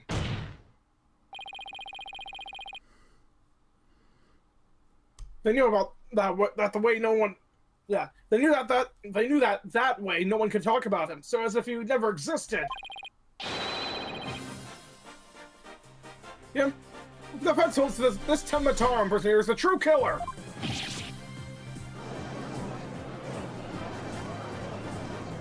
Objection! Superstitions, you say? What kind of a fool would actually believe such rubbish? And would that using some silly fairy tale could so easily expose the culprit?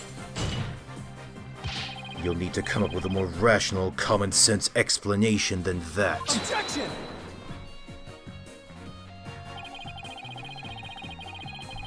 Your common senses seem awfully narrow-minded to me, Mr. Blackwell. Objection! Try living in my world of narrow cells, mortal danger, and dark, sleepless nights. There is no lack of superstitions in the Clink, but few are those who truly believe in them. Objection! Well, the village superstitions are real enough for the nine people at Nine-Tails Vale. But life or death superstition that you may even... Oh.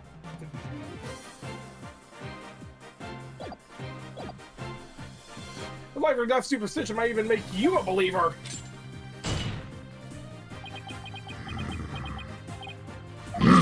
Ah! I didn't think he was a furry.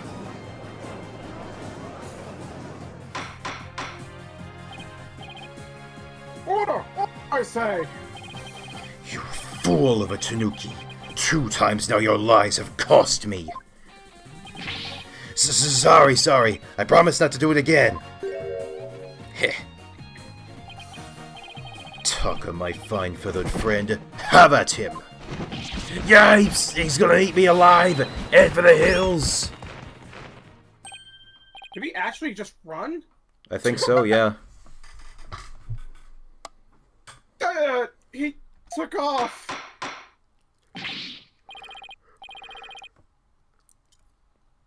But Violet, what are you waiting for? After him, I'm with your fastest men. That's certainly not something you see every day.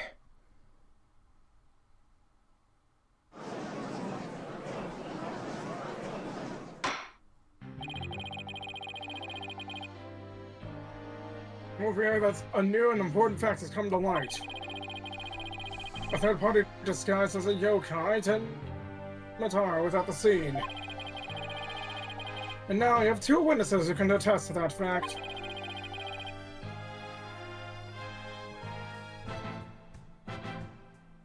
Any objections, Prosecutor Blackwell?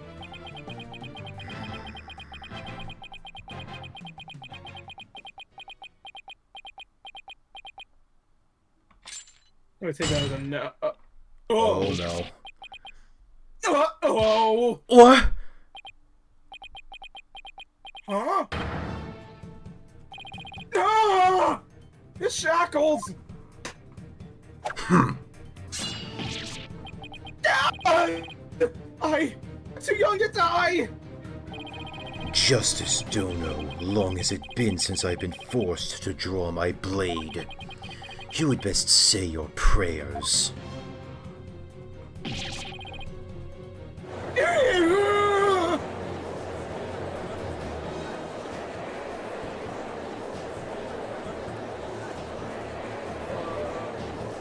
not gonna add a murder charge to his murder charge, is he? Maybe. Detective, do something! Have no fear, Fulbright is here. And the going gets tough, the champion of justice gets going. Objection! Going. Then get going already before he kills us! Oh, but I stand in awe of Simon Blackwell for his sense of justice that sets him free. Objection! Objection! I object to Fulbright's definition of justice! Silence. That's why you don't have convicted felons in the courtroom.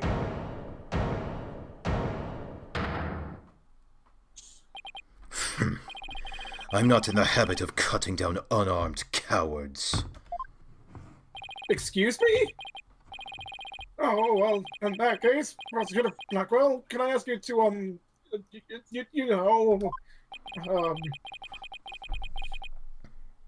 I think the judge forgot he's in charge here. So, Justice Dono's assertion is this. Tenma Taro is the real killer, not Damien Tenma. According to him, there was a yokai at the scene of the crime. Right, and that yokai, or rather whoever impersonating him, killed Alderman Kyubi. Silence! Ah! Care to explain why Jinxie, being the first to discover the murder, did not see your alleged killer yokai there in the Fox Chamber? What? That's right. He said nothing about Tamataro being in the Fox Chamber. Let me enlighten you. That little scamp heard a dying scream right before she opens the chamber door. And your point is? Upon opening the door, she found a freshly skewed murder victim, the alderman, and the homicidal maniac who had killed him, the mayor. No, that woman, someone just like yeah! Then why does that little scamp claim not to have seen a yokai in the Fox Chamber?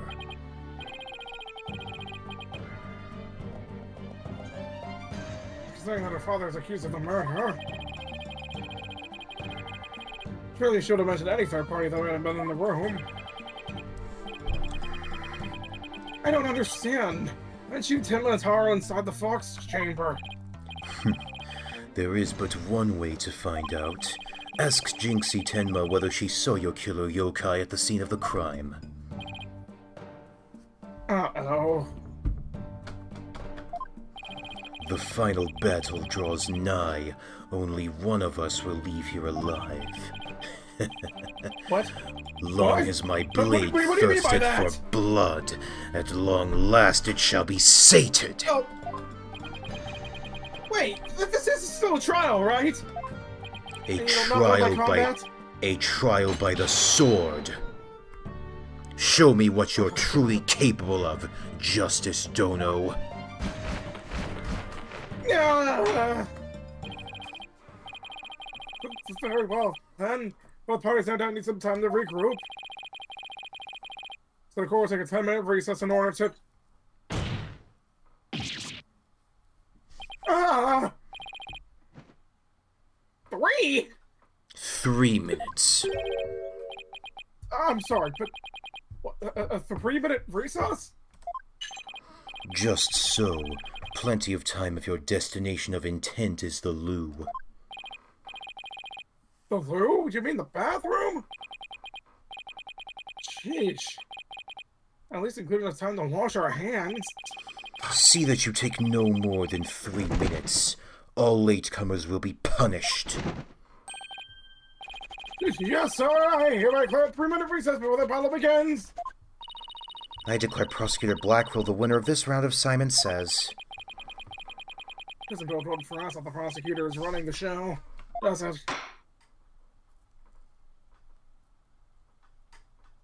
Well, that was, even though there's no to be continued, that was trial former. Yep. What are you thinking so far? It's fine. Not the craziest case, but I am, I don't really see many issues. Like, maybe the pacing could be a little faster, but it's honestly not that bad. He busted out of his shackles. Yeah, what was that all about? Guess they don't make shackles like they used to. Better be careful, Apollo. You've really brought out the samurai in him. Especially after you proved there was a Tenmataro impersonator at the manor.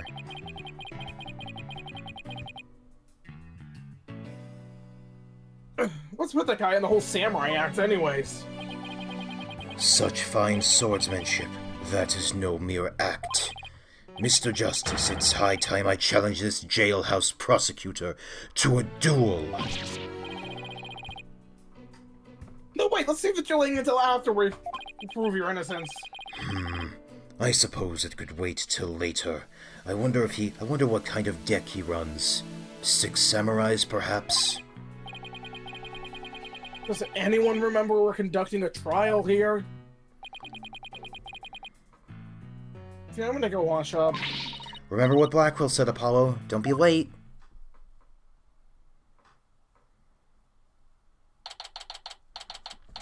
Did Bro even leave? Wait, we can check the history. Was it an actual 3-minute recess?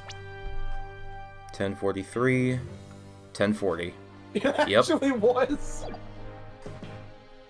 Well, now then, I believe our next witness is Rex Kyubi, made at Kyubi Manor. I believe we can proceed now, if the witness is ready, that is. Oh. Nirarihion, leader of the 100 demons. He really does exist. Thought she was looking at a... If this were in the West, she'd be looking at a Gorgon. Wow, that is one well-polished tray.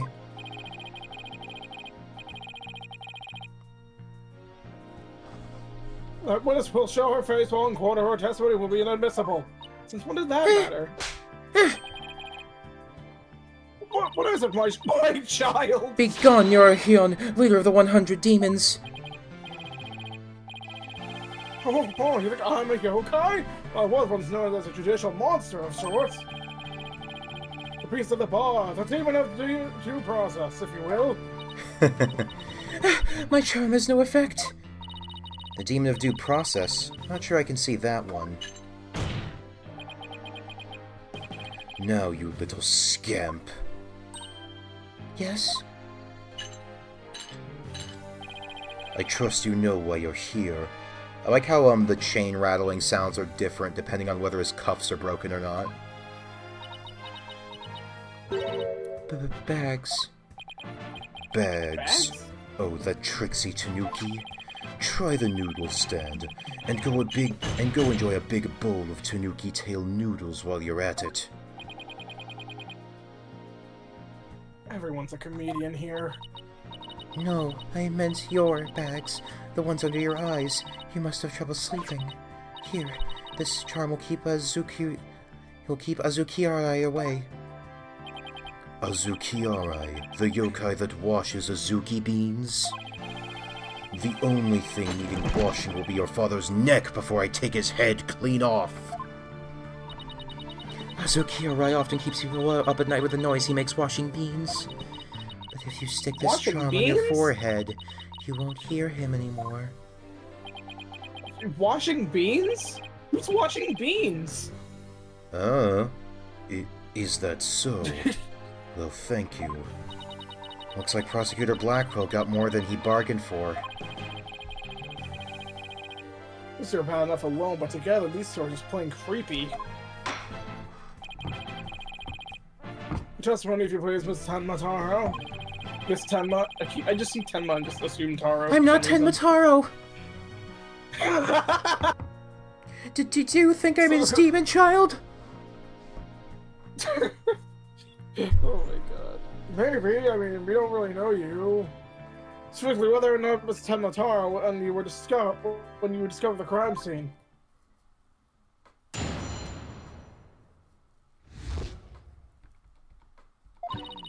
Did I see Tenma Taro in the Fox Chamber?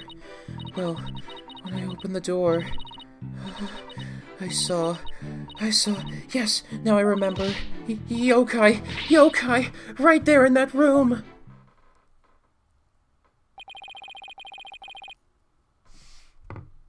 There was a yokai at the crime scene?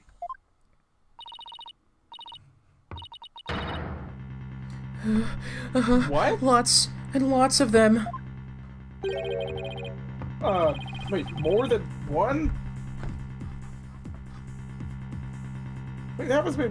Did Tenma Taro happen to be among them? I don't know. I just don't know. All I know is the room was swimming in yokai. Kasha, Norikabe, Seto Taisho. They were all there. Well, this is a large turn of events. We've gone from no yokai to a flood of them. This is ludicrous. You would have this court listen to this delusional little scamp's testimony? Hold it! Oh, hi, Dana. Your Honor, I believe her memory is simply clouded by fear, but a quick therapy session should ease her mind. With the court's permission, of course.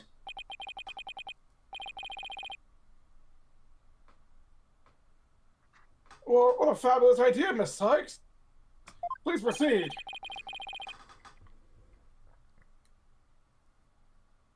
You sure you know what you're doing, Athena? She's obviously not herself. The trauma of discovering that crime scene and fear of testifying have her dazed and confused. A regular ball of confusion. But my analytical psychology-based approach should be able to help. Any objections for us here, Blackwell? So we'll let Miss Sykes proceed. Sorry if you let her do this, but not my thing. It makes no difference to me. Do as you will, but I doubt we shall get any viable testimony. She'd be better served by bearing witness to the sword skills I forged in a distant land. I'll show you. Beep boop. I've been pretty chill this session, but be prepared to hear some complaints. Okay.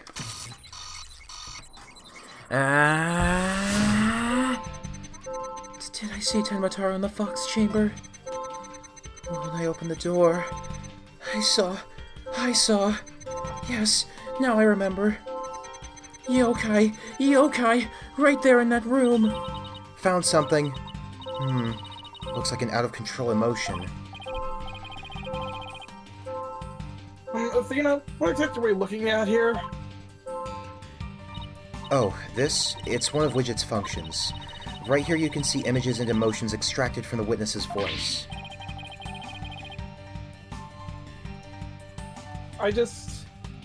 Alright, go back to just show the previous line.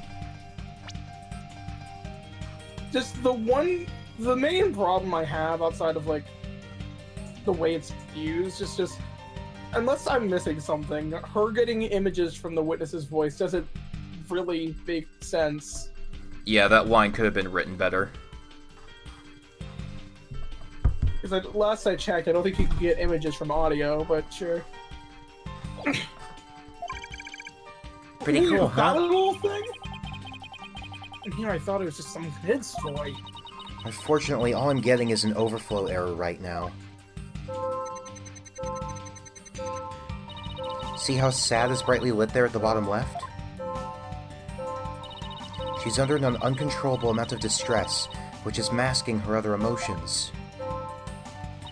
It seems the sheer terror she experienced has made her a confused mess. So, all those yokai she thinks she saw are a product of rampant emotions? Yes, that's right. Her fear is instilled in her hallucinations and false memories. She's seeing normal, everyday objects as monsters in her mind. It's a form of schizophrenic hallucination brought on by emotional trauma. And the trauma in Jinxie's case is fear. That's also just not true. It's not schizophrenic hallucinations. What do you mean? So she wasn't. Like, that's I not don't what that think results in? Jinx, well, not that that's not what it results in, just like, I don't think that's schizophrenic hallucination. That's just like normal trauma from something. Okay. Anyways, so she was and still is seeing ordinary objects as yokai. Maybe that's why she thinks I'm the devil. We'll have to find the root cause of her extreme fear before I can treat it. Now, let's see. Apollo, can you point out the yokai on the Wheel of Fire? She seems particularly terrified of that one. Okay, the next trip is, how does she know that? I mean, how would you be able to figure it out otherwise? Start by skipping this tutorial. I mean, yeah, but like, how would she... Yeah. That's my other gripe with this explanation. Like, how would she know what exactly is causing the emotions if, like, she... Like, at least nothing that I've seen is really saying why she would be scared of that particular thing. Got it! Whoa, new voice line just dropped. JC, what's the name for that yokai on the Wheel of Fire? That's Akasha, a yokai that steals the bodies of the recently deceased. I bet it came to steal the alderman's. Okay. It's almost creepy how well that fits the actual situation. Exactly. It's a form of hallucination where the patient can't see things for what they are. There must be something at the scene of the crime that she's mistaking for Akasha. Apollo, you need to point out what she thought was a yokai on the Wheel of Fire. I think I know the answer to that one. Jinxie, that wasn't Akasha you saw. Could you have possibly mistaken this for Akasha? Take that! The light fixture? This one right here. There's a flame design and it's up there on the ceiling. There never was a Akasha. There was never a yokai on the Wheel of Fire. The Kacha you saw was just a light fixture. Is the best way of doing this really just directly pointing it out? I feel like there's better ways you could also be doing this. What do you mean? Like, I mean, I don't really see what the issue is here. Like, maybe, but like. I mean, that's like an issue, but I just feel like I don't know. I mean, they've surely got photos of the crime scene, so. Wait, I mean like more like I mean like from a psychological perspective, not a logical perspective. I mean, understanding why the person is so afraid, I think, is important, at least. Is this the ethical issue you were getting at? Oh, hi, Net. Well, sort of. Like, the ethical issue sort of comes from, having a therapy session in court. Yeah. But that's a whole other bag of worms. That's one memory back to normal. Nice job. Now that you've got the hang of it, it should be a cinch to point out the rest. Jinxie, what about this white wall-like monster? It looked more yellow to me. That's Nirikabe. It's a wall monster that blocks your way or leads you astray.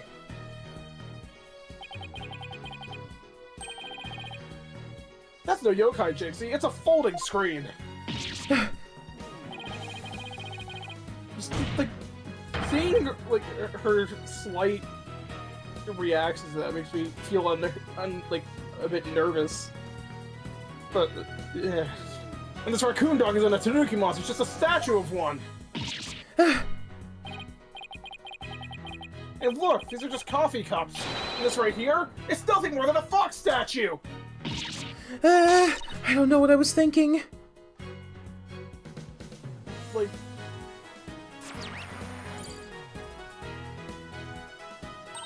You did it, Apollo. Her extreme fear's under control now. It was all just my eyes playing tricks on me. There weren't any yokai after all. See? A clear-cut statement. That's the power of my psychology and your intuition, Apollo. And just like we thought, there never really were any yokai in the Fox Chamber. Right. There never really were any yokai there. So the defense is asserting the exact opposite of their original assertion? Wait, Jinxie? What about Tenmataro? There wasn't anyone there dressed up as Tenmataro, or any other yokai either. I remember it clearly now. You've gotta be joking! Kidding me! This isn't really completely with the game, but like, I feel like they shouldn't be taking her testimony as that reliable after all that. Yeah. Also, like, this doesn't also, like, how does this disqualify her from... How does this, like, cause any problems with her claiming to have seen Tenmataro? Like, she saw Tenmataro in the hallway, not the Fox Chamber. Wait, so, yeah, what the... Wait, yeah, there's no problem here. Wait, what the... I didn't even notice that. There is just no problem here. I think we just dug our own grave. Except you didn't, but sure. Allow me to push you on in. It's the least I could do. Yeah! No! Apollo, can I interrupt your freakout for just a minute? I'm still picking up some noise. It's an unexpected emotion. Does that mean Jinxie hasn't remembered everything yet? I'm certain she hasn't. Exactly. We should be able to get something else out of her. I'll enter the new information we have and run an update. Okay.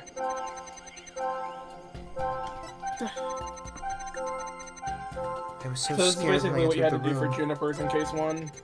My legs gave out and I fell to the floor.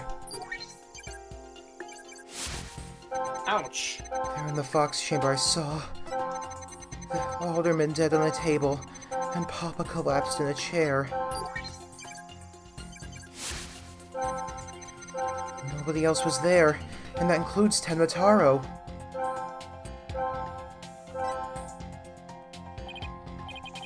Wait, what am I supposed to do? Try to find the emotions that contradict her statements. If I found a contradictory emotion, I should just point it out? That's right, but it's not just contradictory emotions you should look out for. You should also keep an eye out for sudden changes in an emotion's intensity. Her emotions might get stronger or weaker as you move from statement to statement. It's important to compare how the same emotion changes throughout the testimony. Contradictory emotions and changes in intensity. Okay, I'll give it a shot. Also, I was thinking they're could be an explanation for why they got all those yokai from her voice, because remember earlier how she named a few yokai? But like, then when we were talking about what each yokai she thought they weren't, she then said different yokai names compared to what she said earlier, so I have no idea where she got it from. Yeah. Another problem I have with this game outside the problem you've pointed out with Jinxie's testimony just now is the mood matrix is brain dead easy and of course no penalty, so you can do trial and error. Well, the problem wasn't with her testimony, it's the fact that, like, there is the problem is that there is no problem with her testimony, not that I can see. So I'm gonna go out on a limb and assume that the intensity of the emotion is like corresponds to like the width, the radius of the circle. Like right now, sadness is way more intense than surprised. Yeah.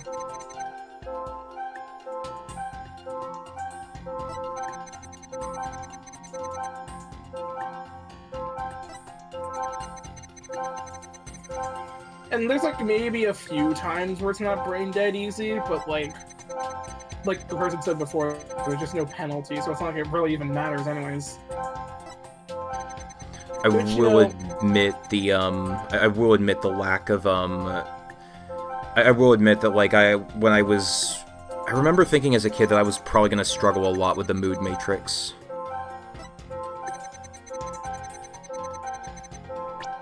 Do you think that's coming true, or are they just like not used to it yet? Both.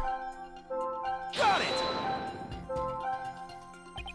This I think part of it is just also that like it's just sort of hard to gauge what a normal emotion would be for seeing something like is this the like sometimes you question, is this the right amount of sadness for seeing that type of thing, if that makes sense? Yeah. And also sometimes the emotion you have to pinpoint out, probably you can think of an explanation for it. Got it! But then you have to listen to them give a different one.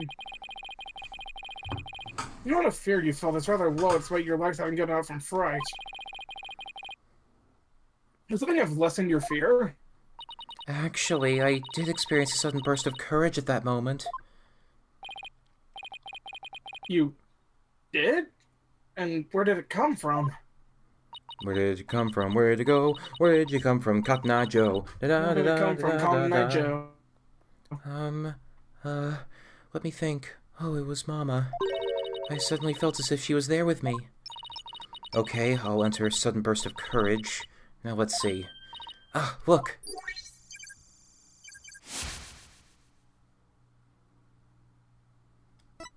Well, she looks rather happy. Apollo, the noise is all gone. Jinxie seems to have remembered everything now. So, now that we've figured that out, what's the problem again? Oh. Sudden burst of courage. Now, where could that have come The from? problem with what? Because we've mentioned a few of them now. I mean, the problem with her testimony. You know, the one that doesn't exist, but they're pretending does. Jinxie, was there something that gave you a sudden burst of courage? Yes, there was, but I realized I'd done something naughty when I thought about it later. Any idea what could have given Jinxie that courage?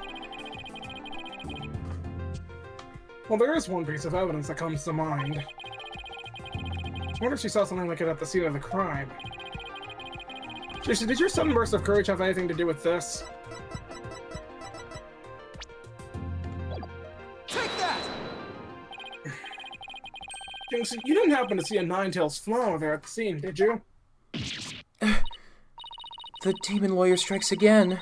I can't hide anything from you. I found a small case with a picture of a Ninetales flower on it. I liked it so much I kept it. You what? You can't remove evidence from a crime scene! But I just did. That's right, young lady. Removing evidence is a big no-no.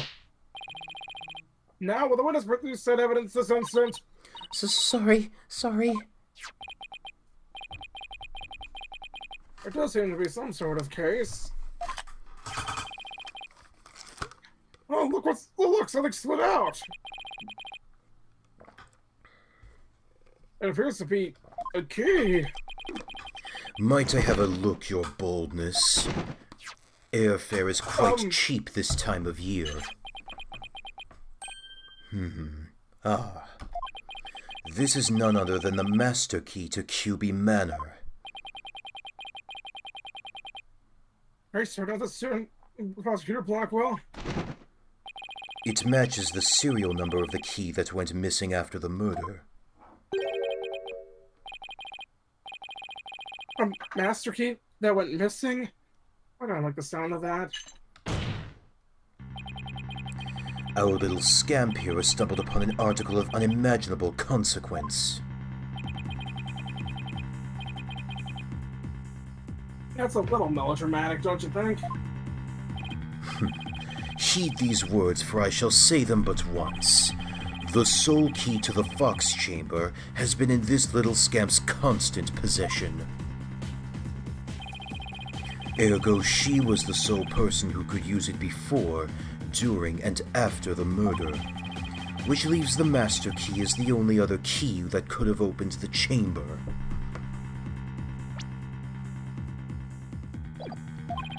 But this master key was found in a room that had been locked by this girl.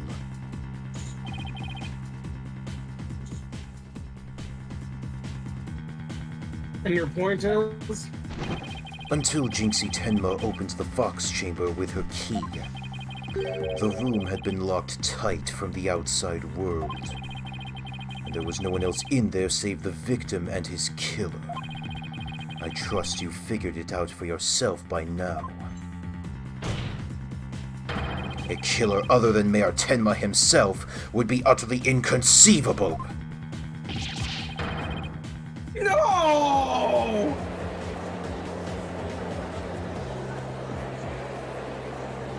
Objection! How could this happen? Ugh. I still don't get what the fuss is about, considering there's still no problem. Well, the fact is, it's a locked room mystery now. Well, yeah, I guess that's true. Though they haven't really acknowledged the whole no yokai on the scene thing. Yeah, that doesn't disprove... Wouldn't that actually prove that there was a yokai there? Yeah, there was suddenly, now there's a... I mean, I suppose you'd still need to come up with the explanation for how the third party got there, but that doesn't automatically rule it out either. Yeah. It's worth us since we're afraid from growling at us. But, you're right. I know Mayor Tenma's innocent, but there's nothing we can do. This sucks. Sightstono, allow me to put you out of your misery. Can I decline your offer? Abandon your client and your misplaced faith in him. Let the relief of a clear head and a clean conscience come rushing in. That will make the inevitable guilty verdict far easier to accept.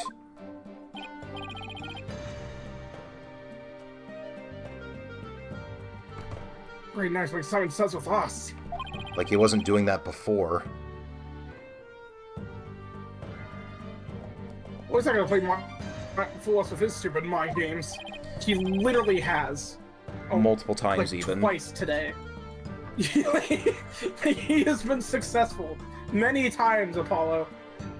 Athena, don't fall for his tricks. Now I'm the one who's dazed and confused. I can't even think straight. Like my hair. Are you alright? She fell into his trap. Now I suggest you make a mad dash from the courtroom and into the wild blue yonder. Only by running shall your mind be cleared and your conscience cleansed. Alright, I'll be back in 10. Stay with me, Athena! I think you're still between...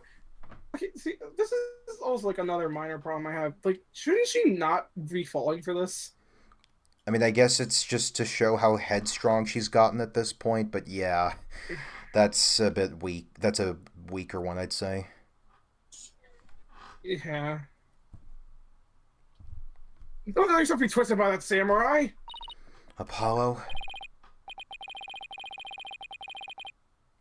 Mr. Justice, I heard the word objection, but what is it you're objecting to? Huh? Oh, right. Oh, that objection was more reflects than anything else. I was hoping something would come to me while I was trying to stop Athena. You and me both, Mr. Justice. You and me both. The court is waiting, Mr. Justice, so as it stands now, I'll be forced to declare your client guilty.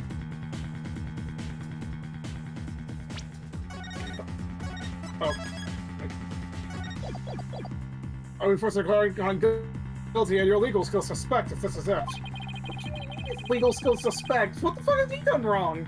Do you have anything else that could overturn the defense's case? Or the prosecution's case, not the defense's? Oh, actually, I do. I'm Apollo Justice and I'm fine! That isn't going to overturn the prosecution's case, you... That won't overturn the case, you dolt. Apollo, you do have something more than your cores of steel, don't you? Not really, but we'll see how... We'll be fine. But...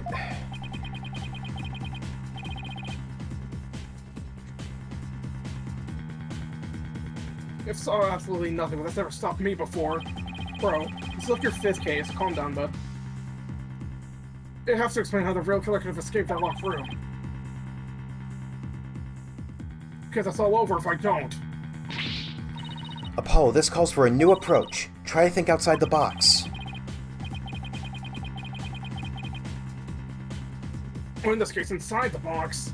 What a doozy that locked room mystery is.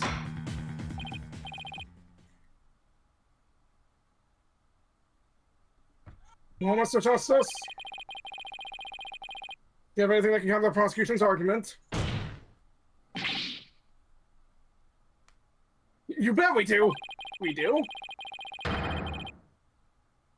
The real killer must have escaped from the locked room one way or another. Vague conjecture shall only earn you a taste of my blade, Justice Dono.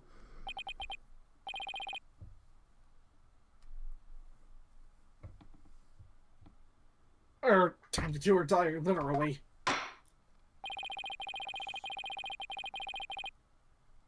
Defense will not explain how it would be possible to escape the locked room mystery.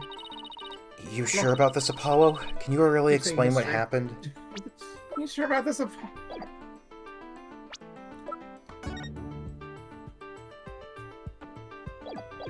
think I have something? Do you have superstitions? No, I was just looking at them again. I'm fine!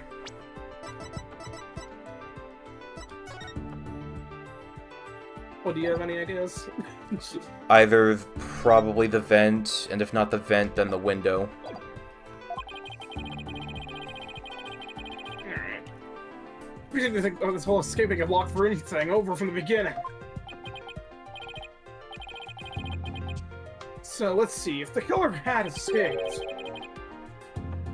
how could they have done so? The choices are pretty limited. The room has a window, but it doesn't open wide enough for anyone to get through, and there's a sheer cliff outside. As for the air vent, it's up too high, and there's nothing you could stand on to reach it. Well, actually, yeah, that's true. And needless to say, the Forbidden Chamber wouldn't open no matter what we did, so that's out.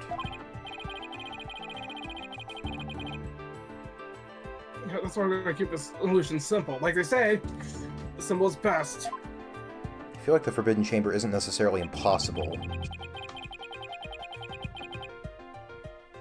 We need to run all the absolutely impossible escape routes. Then whatever stuff may lead us to how the Fox room, well, not the Fox room, Fox Chamber was compromised. Your Honor, the defense proposes that the killer escaped through here. Well, with both of your options, what's next?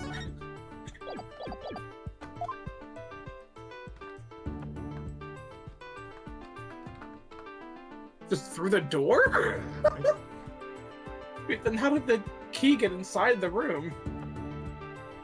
They could leave it. I mean, they could leave it in there. And that's assuming the door can be like locked from the inside, but also open still. Or they, I'm not sure how the door. I'm not sure how the door would have to be. Take that! Oh, and just how did the killer escape through there, Mr. Justice? Your reasoning skills seem as questionable as you propose. Okay, Your Honor, jeez! I wish I could escape right now. I'm sure there's no escaping a penalty for your random guessing, Mr. Justice. I'm gonna try that one again.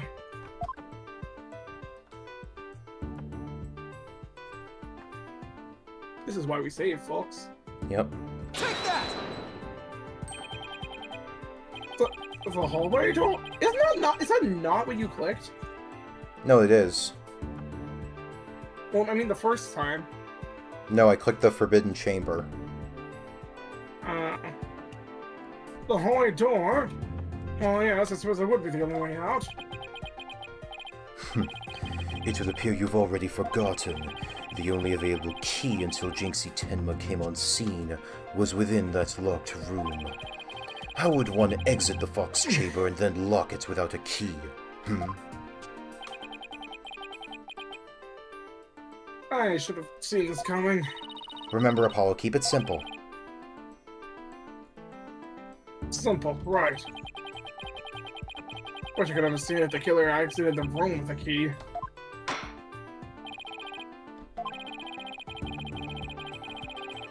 Oscar has some fine Japanese still waiting unless you explain yourself quickly. Oh, wonderful. I'm fine. I can explain myself. The reason the Fox Chamber hallway was locked was because... Okay, well, none of these make sense. What? Well, it's clearly not the last one. And I doubt Yeah, it's 'cause, locking on its like- own. But then why would he lock it? That would only make him look guilty.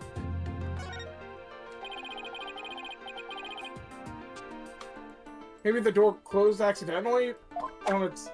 Is it really that No. he closed it? The killer will never be identified if we attribute... The killer will never be identified if we attribute key moments to mere chance. Perhaps that spear just happened to fly off of the wall and impale the alderman too. And perhaps that sedative just happened to make its way into his coffee. Mere chance could explain any number of things. Right, next idea.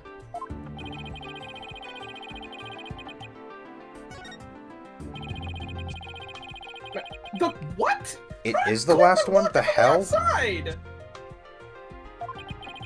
What? Okay. I'm not crazy for thinking that makes no sense, right? No, I don't think it makes sense either.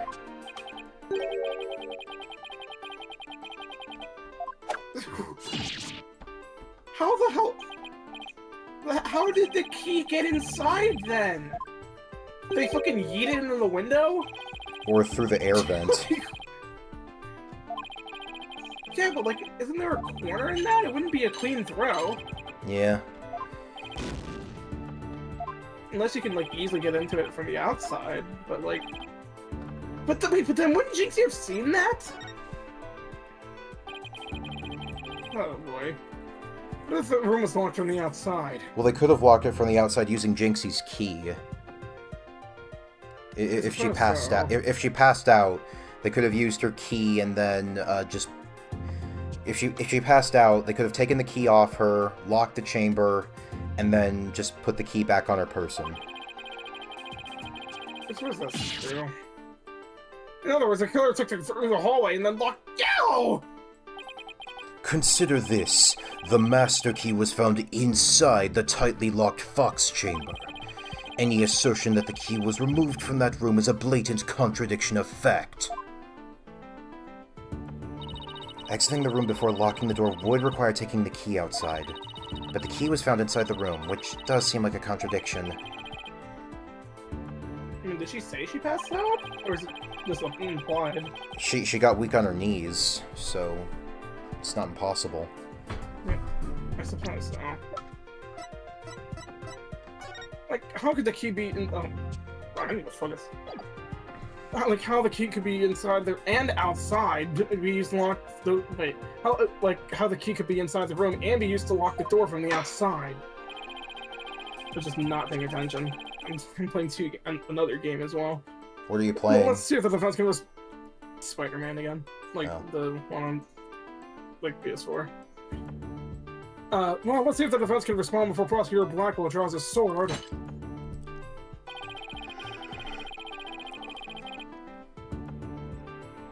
So, did you save, by the way? Because you are bound to die. I mean, I'm not going to be like. I mean, from what I understand, even if I do, like, get a game over, I can just restart from. It should just send you back here, you know. That's how these tend to work on the PC remasters. Yeah, I don't know. How could the master key be at the crime scene despite being locked tight? I didn't see any of those options.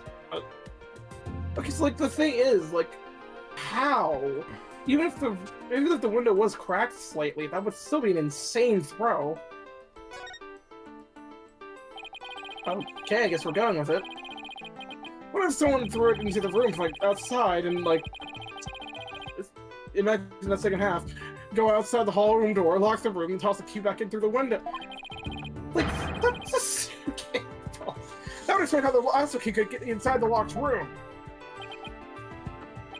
And where would you throw it from? There's a cliff outside the Fox Chamber's window. Oh, yeah, that would be a problem, huh? Throwing the key in from there is an impossibility. Oh, right.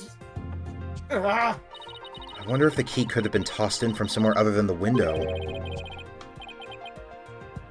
Somewhere other than the window? Did it keep on tossing through somewhere other than the window?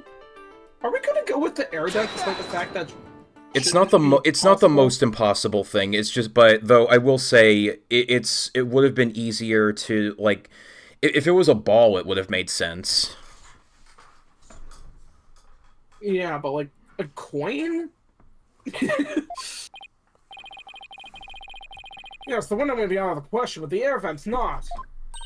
Oh, that's right. The Fox Chamber's air duct leads out into the hallway. That's right. The real killer entered the air duct from the vent. Wait, what? The killer entered the air duct? Okay. From the outside Fox Chamber. Then drop the key into the room through the air vent inside the chamber. That's not what you implied. That is not what you implied, that's not what you were asserting before, but okay. God, that's preposterous! And also not at all what you said! Blacko, actually. Oh, that explains how the key got in there after it was used to lock the door perfectly. Oh, right, I keep forgetting. Mr. Justice, I'm afraid I'm a bit confused, considering you literally said two separate things.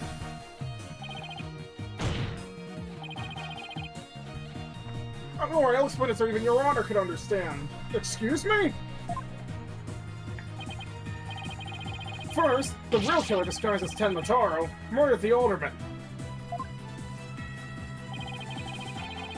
Then they fled the room through the hallway door and locked it. I guess Jinxie just suddenly didn't see this killer. Then they entered the air duct from the vent outside in the hallway. Actually, when did she say she saw it? After leaving the scene and calling the police, they passed each other at a bend in the hallway as he made for the foyer. I think that still could have worked. So I guess it would have been after this. Okay, but like how? Like, what? Didn't we say there was no ladders anywhere? Well, we don't know. We didn't specify anything from the outside. That was only from the inside. Oh yeah, I guess that's true. Finally, the killer tossed the key into the room through the air vent in the ceiling there.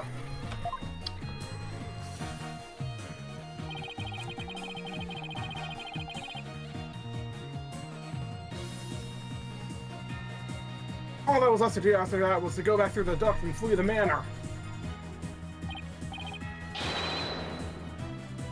Your Honor, could that be any clearer?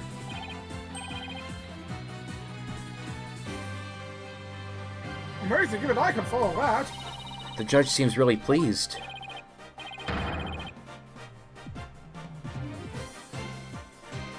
That explains everything. The real killer was someone dressed up like Tenmataro.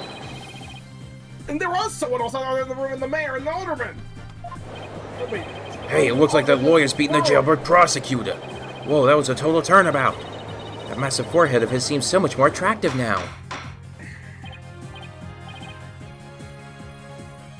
Order! Order! Order! I say. Now that I've proved a possible third party, I don't see how our client could be guilty. Silence. Okay, so like, I understand his point in the end, but that could have been so much better. Yeah. A valiant effort, Justice Dono, but your final thrust missed its mark.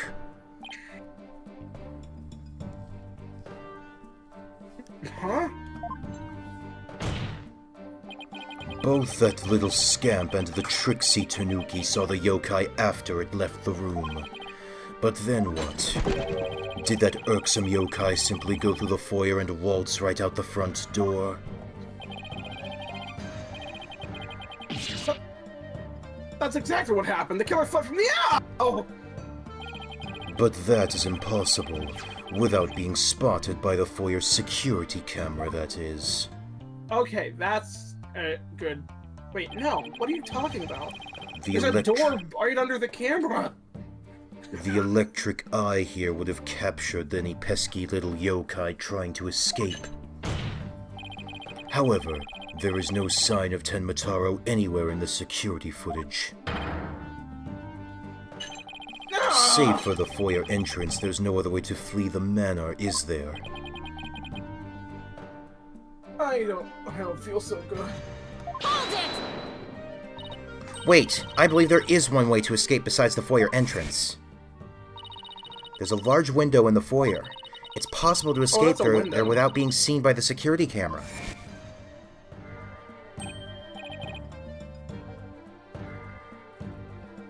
Hey, you're right. Silence. Must I point out every crucial detail to the defense? It seems you lack not only brains, but investigative prowess to boot. That is the cliffside of the manor. The only killer escaping that way would be a dead one. No! Wait, so the killer didn't escape out the foyer window? Then where the oh my What the lord. heck, right? Ha! I suppose your next proposal is the killer sprouted wings and flew off into the sunset?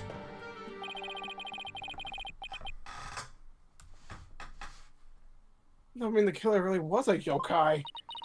If only Okay, we had some sort of evidence that could point to a flying killer. you're saying we don't.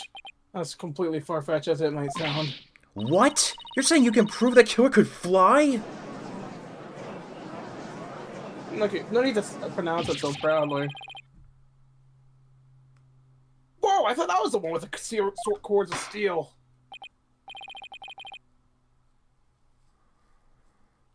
Oh, I can't wait to hear this one. Your Honor.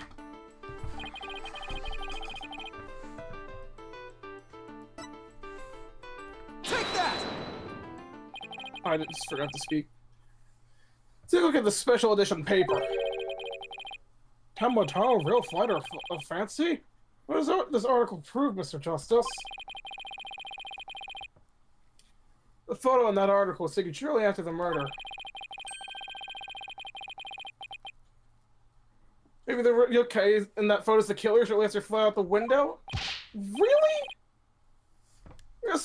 Chelsea, you're seriously not suggesting... Oh, I'm serious. I mean, it all adds up. The killer disguised as Timatara flew away! You know, by... Silence. Better than that, Barney. It is your brain that has flown the coop. That image is not but trick photography or some other form of artifice. This is not Wyvern Guard, Mr. Justice Dono. Oh my god. That's a Genshin reference. Wait, is that one? Wait, no. No, Wyvern Guard. How do I know that name? No. Attorney of the Arcane. Oh, Wyvern Guard. Okay, yeah. Oh, yeah, duh. Okay, then. How about the Timatara figure Mr. Filch saw? I just vanished into thin air? No, there was a rational common-sense explanation for that. That infernal yokai our Trixie Tanuki witnessed never reached the entrance. He, or should I say she, turned back before the camera's electric eye. God. She? I don't like where this is going one bit. Now the fact that we know the yokai had come from the Fox Chamber means that it was likely either Mayor Damien Tenma or his daughter Jinxie Tenma. However, we know that Mayor Tenma was already unconscious at that time. No, not good, not good at all. Do you understand the gravity of the situation now, Justice Dono? The falsified yokai remnants and the appearance of Tenma Taro were the work of one individual. And that individual is none other than Jinxie Tenma! Well, that's not good. Oh, no, yo.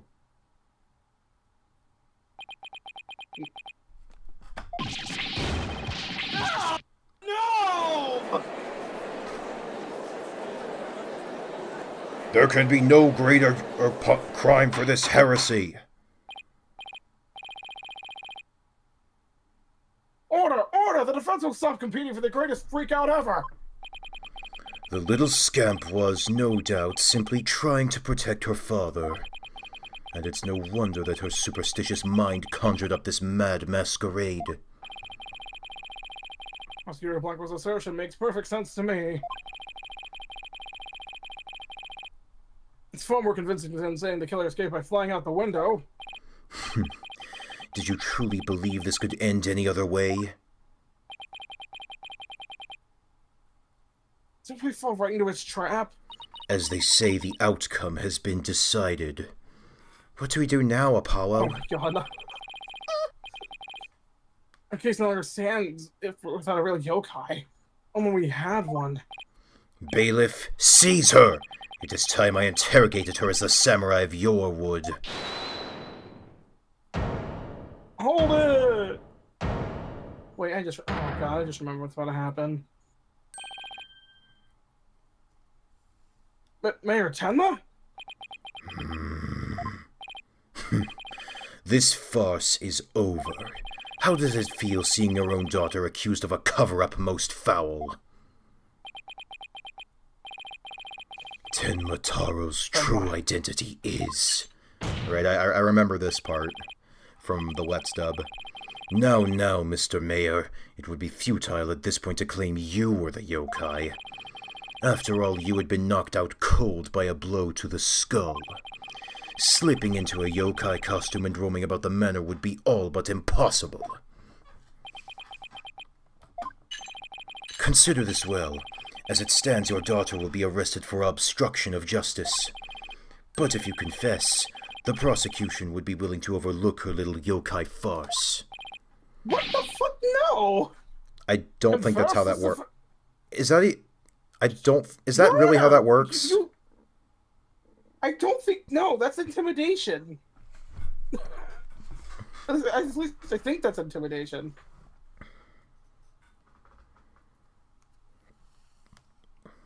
Your line? Like, I'm not, sorry. Confess? The defendant intends to confess? Right, go ahead and say your thing. Sorry, it's just like, I don't know what exactly the crime is, but that certainly as hell is not allowed. Apollo, Prosecutor Blackwell's up to his mind games again. That's not mind games, that's just straight up illegal, Adina. Mayor Tenma, no, don't fall for twisted words! If you're somebody for murder, Jixie won't be left all alone!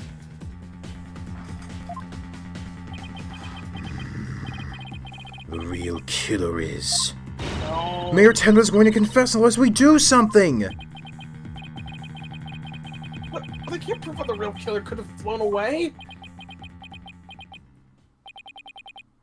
Caw! Look upon me in despair, for ripe is the time for my return. Huh? Uh-oh. I should watch what I wish for.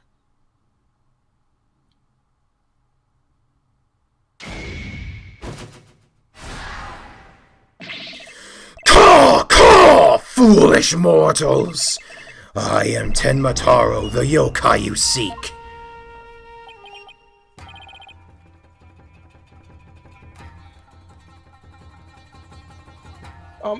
Mayor Tenma? Silence! I am Tenmataro, freed from the bonds binding me to the Forbidden Chamber. Behold, the return of the Demon King. Demon King?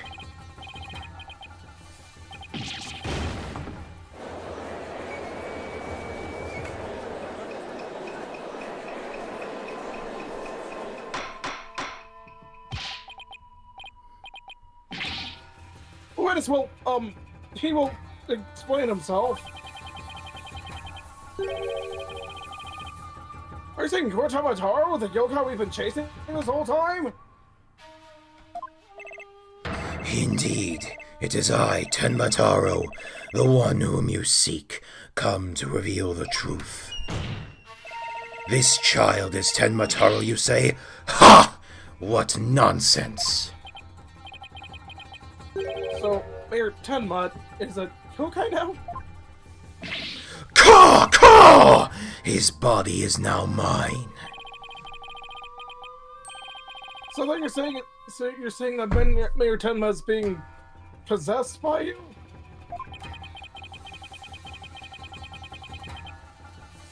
And that the yokai that Jinxie Tenma and Phineas Filch saw was... And the one captured in the newspaper... Those were all you... What? The accursed power of these warding charms prevents me from revealing my true form. Okay. Yeah, that's that. I'm with them right now. What? Your boldness! Can this not be interpreted as an admission of guilt? No, it's okay. He has a demon possessing him. Well, a confession by a yokai would be quite unprecedented. Be that as it may, the defense's case has been overturned. Yeah! You claimed the yokai that little scamp saw was some third party, the true killer. The one who escaped from the locked fox chamber, but it was the accused all along. Ah! Ironic, is it not? Your yokai turned out to be real in a manner of speaking. For the alderman's killer is none other than Mayor Tenma, and the yokai at the scene, that too was Mayor Tenma, or should I say our dear Tenmataro. The pieces have all fallen into place. How so, Prosecutor Blackwell? It seems I must spell it out all out for you. Again, Mayor Tenma killed the alderman in the fox chamber, which was locked at the time. He then removed the warding charms from the Forbidden Chamber's door, but then fell unconscious from the blow the alderman had delivered to his head. That's when his daughter Jinxie Tenma stumbled on the scene of the crime. The little scamp fled in terror, whereupon the spirit of Tenmataro, freed at last from the charm's warding effect, took possession of the mayor. The newly freed Tenmataro then fled from the Fox Chamber. So you see, the yokai Jinxie sent Tenma saw was her father possessed by Tenmataro. Objection!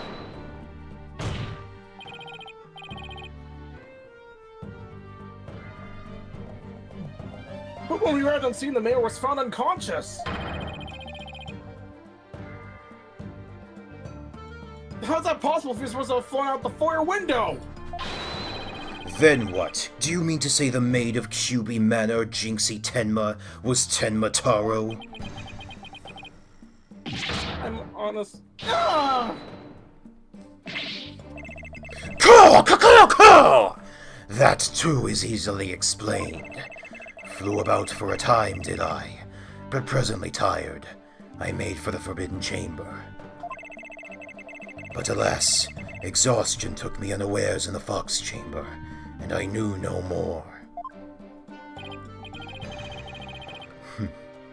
It would seem the pieces are still in place. I don't know if it's because I'm playing another game, but I'm having a hard time following. I mean, to be honest, when you're getting into Speculative territory like again. this, it is a bit hard. It is definitely harder, but all they're really doing is just coming up with a different explanation for how the Tenmataro was seen. I see. I don't know what to say. Me and you both, Your Honor. I don't know what to say. Is the defendant of real life? So that rumor about Mayor Tenma is true? I knew yokai were real. You mean he really did kill the alderman just so he could release Tenmataro?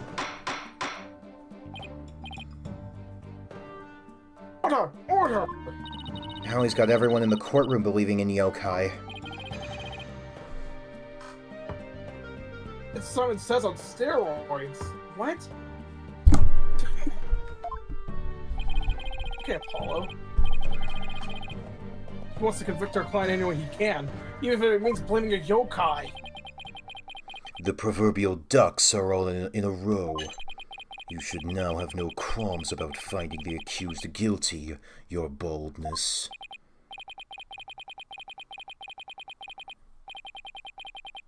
It's one of the most bizarre cases in my entire career. Otherworldly, in fact. Can yokai even be prosecuted under our legal system? Objection!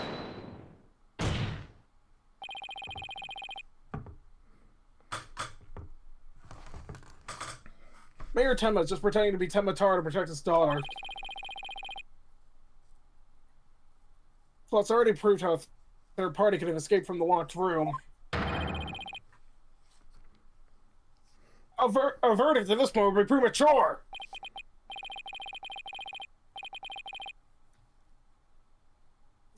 Since both sides are afraid of valid points, have no choice but to... Silence! This is the dark age of law where defense attorneys are not to be trusted. This is but a ploy to gain time for them to fabricate evidence. How will I sleep tonight? Knowing you will not let the sun rise on the mayor's day of reckoning, Justice Dono. Objection! I won't fabricate any evidence! And what of that? And what of that bloody ace in your very first case? Silence! Okay, that wasn't my fault. Then prove it by joining me. A night in the clink will ensure you will not succumb to temptation. Another thing about this whole Dark Age thing, I get what I get what he means, but it's also like, do you expect a defense attorney to not advocate for his client? Yeah, that's what they're supposed to do. Like, oh, they're defending their client? Must be trying to forge evidence, I guess. Can I just promise not to succumb to anything, like I have been doing? We have both evidence and a confession. The killer is this yokai before us. It is beyond dispute. You You do realize he never actually said he did anything. Now there is not more to. Ah! What's wrong with him? Prosecutor Blackwell, we've had enough of your hijinks! But, like, did he actually confess to killing the victim, or are they just gathering that?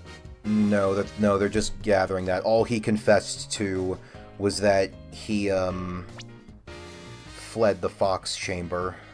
All that he confessed to was, that he... Everything but the murder, basically? Yeah, pretty much. Unless I'm misremembering So he didn't something. confess. The foundation of justice is fair play, and you're in serious violation of that. What in the devil was that? Fulbright, have you tampered with my shackles in some manner? I simply found that one quite shocking.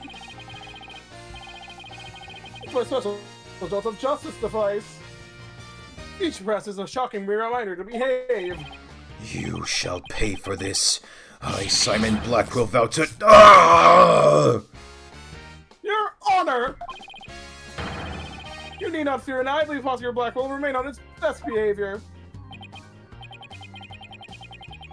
Bit late with the reassurances, don't you think? Well, in that case... This concludes today's deliberations. Prosecution and defense will use this opportunity to further their investigations. This court is adjourned.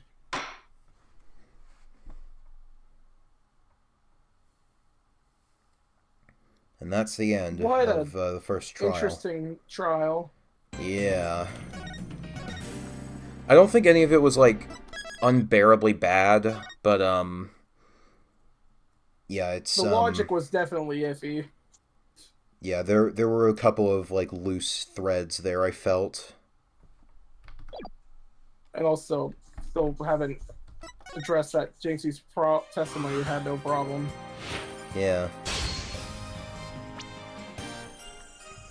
Do you have anything else you want to comment on before we're done? Not really. I was just more expressive in today's stream because I just hadn't played this case in a while. Yeah. So I forgot a lot about this. And I definitely am being reminded why I don't like this case. Because as you can see, it's a bit iffy in the trial so far. Yeah. Hey, maybe we'll make an ultimate comeback, who knows? I sure hope so. I mean, there are some... It is at least, like, a decent... I think it's, like, a decent locked room mystery, but, yeah, that's,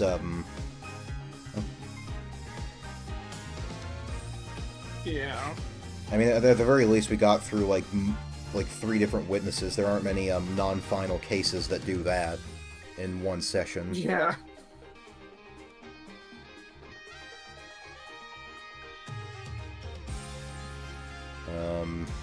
Yeah. Guess that's it for now, then. Yeah.